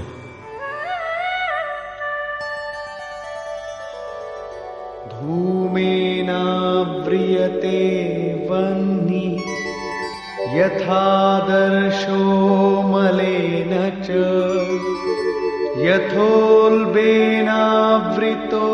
ಗರ್ಭಃ ತಥಾ ತೇನೇದಮಾವೃತಂ. ಹೊಗೆಯಿಂದ ಬೆಂಕಿ, ಕೊಳಕಿನಿಂದ ಕನ್ನಡಿ, ಕರುಳು ಮಾಲೆಗಳಿಂದ ಗರ್ಭವು ಹೇಗೆ ಆವರಿಸಲ್ಪಟ್ಟಿರುವುದೋ ಅದೇ ರೀತಿ ಕಾಮಕ್ರೋಧಾದಿ ಜ್ಞಾನವು ಆವೃತವಾಗಿರುವುದು. ನೆನೆದ ಕಟ್ಟಿಗೆಯನ್ನು ಒಲೆಗೆ ತುಂಬಿದರೆ ಬರಿಯ ಹೊಗೆ, ಅಗ್ನಿ ಇದ್ದರೂ ಉರಿದು ನಾಲೆಗೆ ನೀಡುವ ರೂಪವನ್ನು ತಾಳಲಾರದು. ಕೊಳಕು ಮೆತ್ತಿದ ಕನ್ನಡಿಯಲ್ಲಿ ಪ್ರತಿಬಿಂಬವು ಸ್ಪಷ್ಟವಾಗಿ ಗೋಚರಿಸದು. ವಿಣ್ಮಾತ್ರ ಮೇಧ್ಯಗಳಿಂದ ಗರ್ಭವು ಆವೃತವಾಗಿರುವುದು. ಅದೇ ಪರಿಯಲ್ಲಿ ಈ ವಿಕಾರಗಳು ಇರುತ್ತಿರುವಂತೆ ಪರಮಾತ್ಮನ ಪ್ರತ್ಯಕ್ಷ ಜ್ಞಾನ ಉಂಟಾಗದು.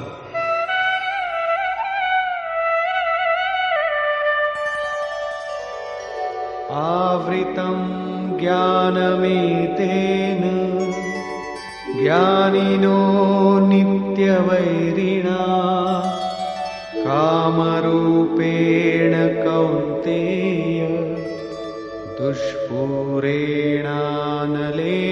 ಚ. ಕೌಂತೇಯ, ಅಗ್ನಿಯಂತೆ ಭೋಗಾದಿಗಳಿಂದ ತೃಪ್ತಿ ಪಡೆಯದೆ ಜ್ಞಾನಿಗಳನ್ನು ನಿರಂತರ ವೈರಿಯಾದ ಈ ಕಾಮವು ಜ್ಞಾನವನ್ನು ಆವರಿಸಿಕೊಂಡಿದೆ. ಈಗ ತಾನೇ ಶ್ರೀಕೃಷ್ಣನು ಕಾಮ ಮತ್ತು ಕ್ರೋಧಗಳೆಂದು 2 ಶತ್ರುಗಳನ್ನು ಹೇಳಿದನು. ಪ್ರಸ್ತುತ ಶ್ಲೋಕದಲ್ಲಿ ಅವೆರಡರಲ್ಲಿ ಕೇವಲ ಒಂದೇ ಶತ್ರು ಕಾಮದ ಹೆಸರೆತ್ತುವನು. ವಸ್ತುತಃ ಕಾಮದಲ್ಲಿ ಕ್ರೋಧದ ಅಂತರ್ಭಾವವಿರಬಹುದು. ಕೆಲಸ ಮುಗಿದ ನಂತರ ಸಿಟ್ಟು ಶಾಂತವಾಗುವುದು, ಆದರೆ ಕಾಮನೆಯು ಮಾತ್ರ ಅದೆಂದೂ ತಣಿಯದು. ಕಾಮನಾ ಪೂರ್ತಿಗೆ ಆಘಾತ ಉಂಟಾಗುತ್ತಲೇ ಕೋಪವು ಮತ್ತೆ ಭುಗಿಲೇಳುವುದು. ಕಾಮದ ಅಂತರಾಳದಲ್ಲಿ ಕ್ರೋಧವೂ ಉದುಗಿಕೊಂಡಿದೆ. ಈ ಶತ್ರುವಿನ ನಿವಾಸವೆಲ್ಲಿ? ಅದನ್ನು ಹುಡುಕುವುದು ಹೇಗೆ? ಅದರ ನಿವಾಸವು ತಿಳಿದು ಹೋದರೆ ಸಮೂಲವಾಗಿ ಅದನ್ನು ನಾಶಗೊಳಿಸಲು ಅನುವಾಗುವುದು. ಅದಕ್ಕೆ ಶ್ರೀಕೃಷ್ಣನು ಹೇಳುವನು, ಇಂದ್ರಿಯಾಣಿ ಮನೋ ಬುದ್ಧಿ ಅಸ್ಯಾಧಿಷ್ಠಾನಮುಚ್ಯತೆ ಏತೈರ್ವಿಮೋಹಯತ್ಯೇಷ ಜ್ಞಾನಮಾವೃತ್ಯ ದೇಹಿನಂ. ಇಂದ್ರಿಯಗಳು ಮನೋಬುದ್ಧಿಗಳು ಇದರ ವಾಸಸ್ಥಾನವೆಂದು ಹೇಳಲಾಗುವುದು. ಈ ಕಾಮವೆಂಬುದು ಮನೋಬುದ್ಧಿ ಇಂದ್ರಿಯಗಳ ಮೂಲಕವಾಗಿಯೇ ಜ್ಞಾನವನ್ನು ಆವರಿಸಿ ಜೀವಾತ್ಮನನ್ನು ಮರಳುಗೊಳಿಸುವು. ತಸ್ಮಾತ್ ತ್ವಮಿಂದ್ರಿಯಾಣ್ಯಾದೌ ನಿಯಮ್ಯ ಭರತರ್ಷಭ ಪಾಪ್ಮಾನಂ ಪ್ರಜಹಿಯೇನಂ ಜ್ಞಾನ ವಿಜ್ಞಾನ ನಾಶನಂ. ಆದ್ದರಿಂದ ಅರ್ಜುನ, ನೀನು ಮೊದಲು ಇಂದ್ರಿಯಗಳನ್ನು ನಿಯಮ್ಯ ಸಂಯತಗೊಳಿಸಿಕೋ. ಏಕೆಂದರೆ ಶತ್ರು ಅಡಗಿರುವುದು ಇದರ ಅಂತರಾಳದಲ್ಲಿ. ಅದು ನಿನ್ನ ಶರೀರದೊಳಗೆ ಕುಳಿತಿದೆ. ಹೊರಗೆಲ್ಲಿ ಹುಡುಕಿದರೂ ಅದು ಸಿಕ್ಕಲಾರದು. ಇದು ಹೃದಯ ದೇಶದಲ್ಲಿ ಅಂತರ್ಜಗತ್ತಿನಲ್ಲಿ ನಡೆಯುವ ಹೋರಾಟ.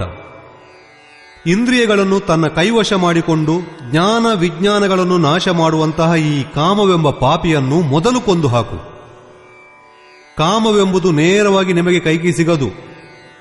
ಆದ್ದರಿಂದ ವಿಕಾರಗಳ ನೆಲೆಗೂಡನ್ನೇ ಮುತ್ತಿಬಿಡು. ಇಂದ್ರಿಯಗಳನ್ನೇ ಕೈವಶ ಮಾಡಿಕೋ. ಆದರೆ ಇಂದ್ರಿಯ ಮತ್ತು ಮನವನ್ನು ಕೈವಶ ಮಾಡಿಕೊಳ್ಳುವುದು ಬಲು ಕಷ್ಟ. ನಮಗೆ ಇದನ್ನು ಮಾಡಲಾದೀತೆ. ಇದಕ್ಕೆ ಶ್ರೀಕೃಷ್ಣನು ನಿಮ್ಮ ಸಾಮರ್ಥ್ಯವನ್ನು ಹೊಗಳುತ್ತಾ ಪ್ರೋತ್ಸಾಹಿಸುವನು.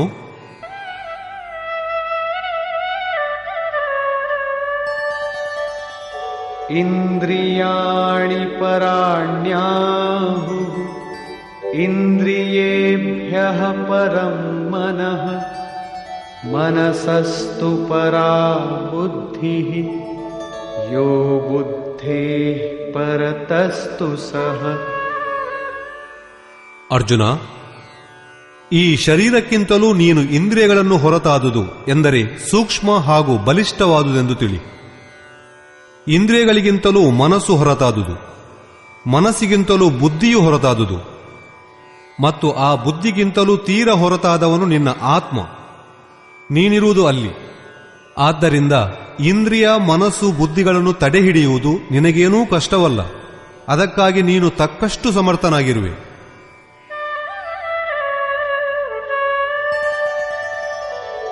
ಏವಂ ಬುದ್ಧೇಃ ಪರಂ ಬುದ್ಧ್ವಾ ಸಂಸ್ತಭ್ಯಾತ್ಮಾನಮಾತ್ಮನಾ ಜಹಿ ಶತ್ರುಂ ಮಹಾಬಾಹೋ ಕಾಮರೂಪಂ ದುರಾಸದಂ.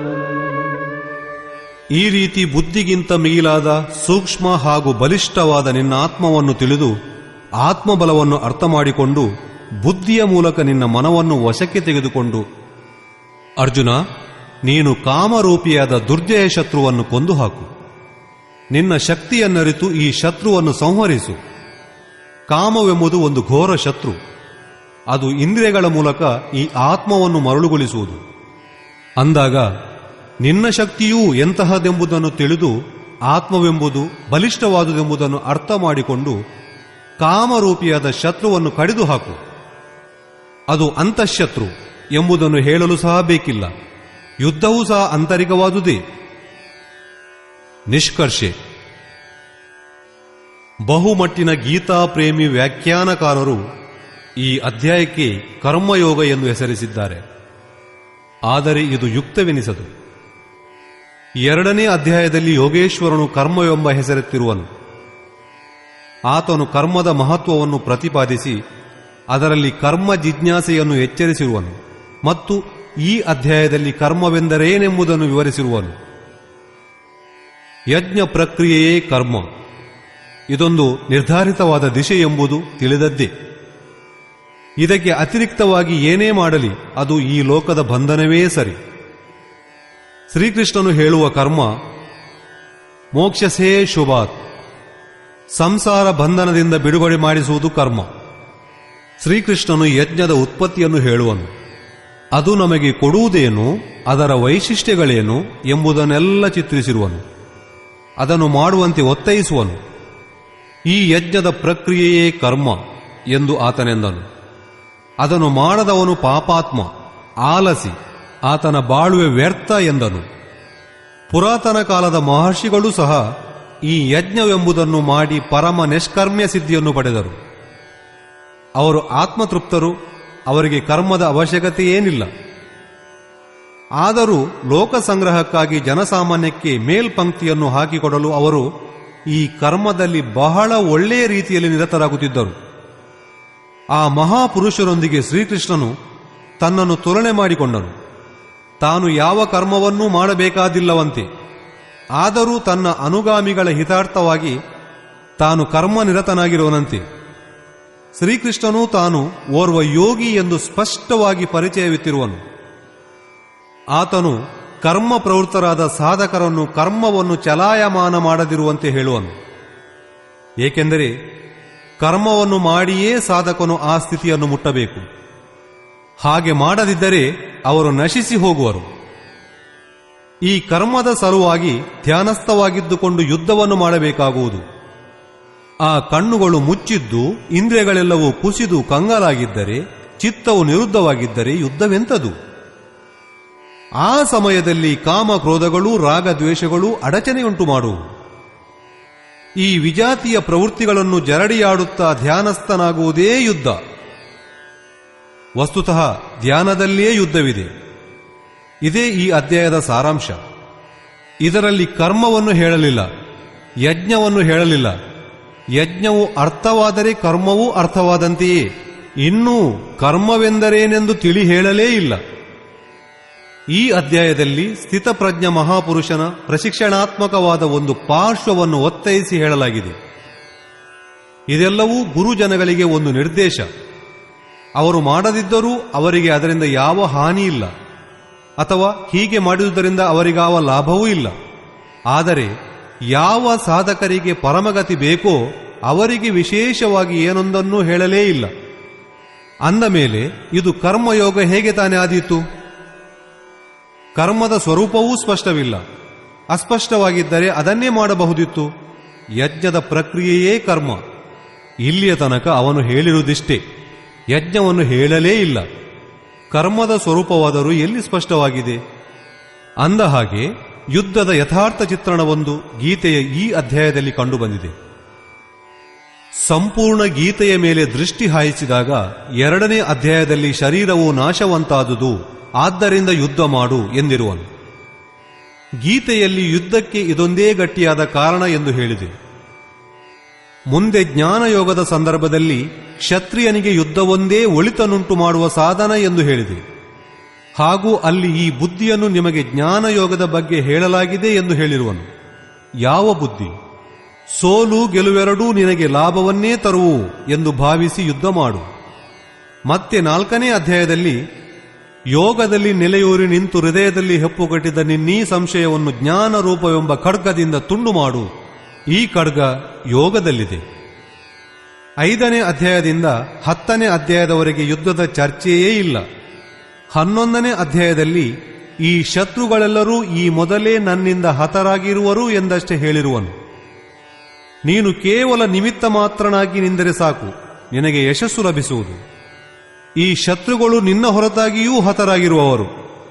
ಪ್ರೇರಕನು ಮಾಡಿಸುವನು, ನೀನು ಈ ಶವಗಳನ್ನು ಮಾತ್ರ ಕಡಿದು ಹಾಕು. 15ನೇ ಅಧ್ಯಾಯದಲ್ಲಿ ಈ ಸಂಸಾರವೆಂಬುದು ಬೇರು ಬೀಳಲು ಬಿಟ್ಟ ಅರಳಿ ಮರದಂತೆ ಎಂದಿರುವನು. ಅದನ್ನು ಅಸಂಗತಾರೂಪವಾದ ಶಕ್ತಿಯಿಂದ ಕತ್ತರಿಸಿ ಪರಮ ಪದವನ್ನು ಹುಡುಕಿಕೊಳ್ಳುವಂತೆ ನಿರ್ದೇಶಿಸಲಾಗಿದೆ. ಮುಂದಿನ ಅಧ್ಯಾಯಗಳಲ್ಲಿ ಯುದ್ಧದ ವಿಷಯವಿಲ್ಲ. 16ರಲ್ಲಿ ಅಸುರರ ಚಿತ್ರಣವಿದೆ, ನಿಜ, ಅವರೆಲ್ಲರೂ ನರಕಗಾಮಿಗಳು. 3ನೇ ಅಧ್ಯಾಯದಲ್ಲೇ ಯುದ್ಧದ ವಿಶದವಾದ ಚಿತ್ರಣವಿರುವುದು. 20ನೇ ಶ್ಲೋಕದಿಂದ 43ನೇ ಶ್ಲೋಕದವರೆಗೆ ಯುದ್ಧದ ಸ್ವರೂಪ, ಅದರ ಅನಿವಾರ್ಯತೆ, ಯುದ್ಧ ಮಾಡದಿರುವವನ ವಿನಾಶ, ಯುದ್ಧದಲ್ಲಿ ಹತರಾಗಬೇಕಾಗುವ ಶತ್ರುಗಳ ಹೆಸರು, ಅವನ್ನು ಕೊಂದು ಹಾಕಲು ನಮ್ಮ ಶಕ್ತಿಯ ಆಹ್ವಾನ. ಇದೆಲ್ಲವೂ ನಿಶ್ಚಯವಾಗಿ ಇವುಗಳನ್ನು ಕಡಿದೊಗೆಯಲು ಒತ್ತಾಯವೇ ಸರಿ. ಈ ಅಧ್ಯಾಯದಲ್ಲಿ ಶತ್ರುಗಳ ಆಂತರಿಕ ಸ್ವರೂಪ ಸ್ಪಷ್ಟವಾಗಿದೆ. ಅವುಗಳನ್ನು ನಾಶ ಮಾಡುವಂತೆ ಪ್ರೇರಣೆ ನೀಡಲಾಗಿದೆ. ಆದ್ದರಿಂದ ಓಂ ತತ್ಸದಿತಿ ಶ್ರೀಮದ್ಭಗವದ್ಗೀತಾಸುಪನಿಷತ್ಸು ಬ್ರಹ್ಮವಿದ್ಯಾಯಾಂ ಯೋಗಶಾಸ್ತ್ರೇ ಶ್ರೀಕೃಷ್ಣಾರ್ಜುನ ಸಂವಾದೆ ಶತ್ರುವಿನಾಶ ಪ್ರೇರಣಾ ನಾಮ ತೃತೀಯೋಧ್ಯಾಯ. ಈ ರೀತಿ ಶ್ರೀಮದ್ಭಗವದ್ಗೀತಾರೂಪಿಯಾದ ಉಪನಿಷತ್ತಿನಲ್ಲಿ ಬ್ರಹ್ಮವಿದ್ಯೆಯಲ್ಲಿ ನಡೆದ ಶ್ರೀಕೃಷ್ಣಾರ್ಜುನ ಯೋಗಶಾಸ್ತ್ರದ ವಿಷಯವಾಗಿ ನಡೆದ ಸಂವಾದದಲ್ಲಿ ಶತ್ರುವಿನಾಶ ಪ್ರೇರಣೆ ಎಂಬ 3ನೇ ಅಧ್ಯಾಯವು ಪೂರ್ಣವಾಗಿರುವುದು. ಇತಿ ಶ್ರೀಮತ್ಪರಮಹಂಸ ಪರಮಾನಂದಸ್ಯ ಶಿಷ್ಯ ಸ್ವಾಮಿ ಅಡಗಡಾನಂದ ಕೃತೆ ಶ್ರೀಮದ್ಭಗವದ್ಗೀತಾಯಃ ಯಥಾರ್ಥಗೀತಾ ಭಾಷ್ಯೆ ಶತ್ರುವಿನಾಶ ಪ್ರೇರಣಾ ನಾಮ ತೃತೀಯೋಧ್ಯಾಯಃ. ಈ ರೀತಿ ಶ್ರೀ ಪರಮಹಂಸ ಪರಮಾನಂದರ ಶಿಷ್ಯ ಸ್ವಾಮಿ ಅಡಗಡಾನಂದರ ಕೃತಿ ಶ್ರೀಮದ್ಭಗವದ್ಗೀತೆಯ ಸಾರ ಯಥಾರ್ಥಗೀತಾ ಭಾಷ್ಯೆ ಶತ್ರುವಿನಾಶ ಪ್ರೇರಣಾ ನಾಮದ 3ನೇ ಅಧ್ಯಾಯವು ಸಮಾಪ್ತಿಯಾಗುವುದು. ಹರಿ ಓಂ ತತ್ಸತ್.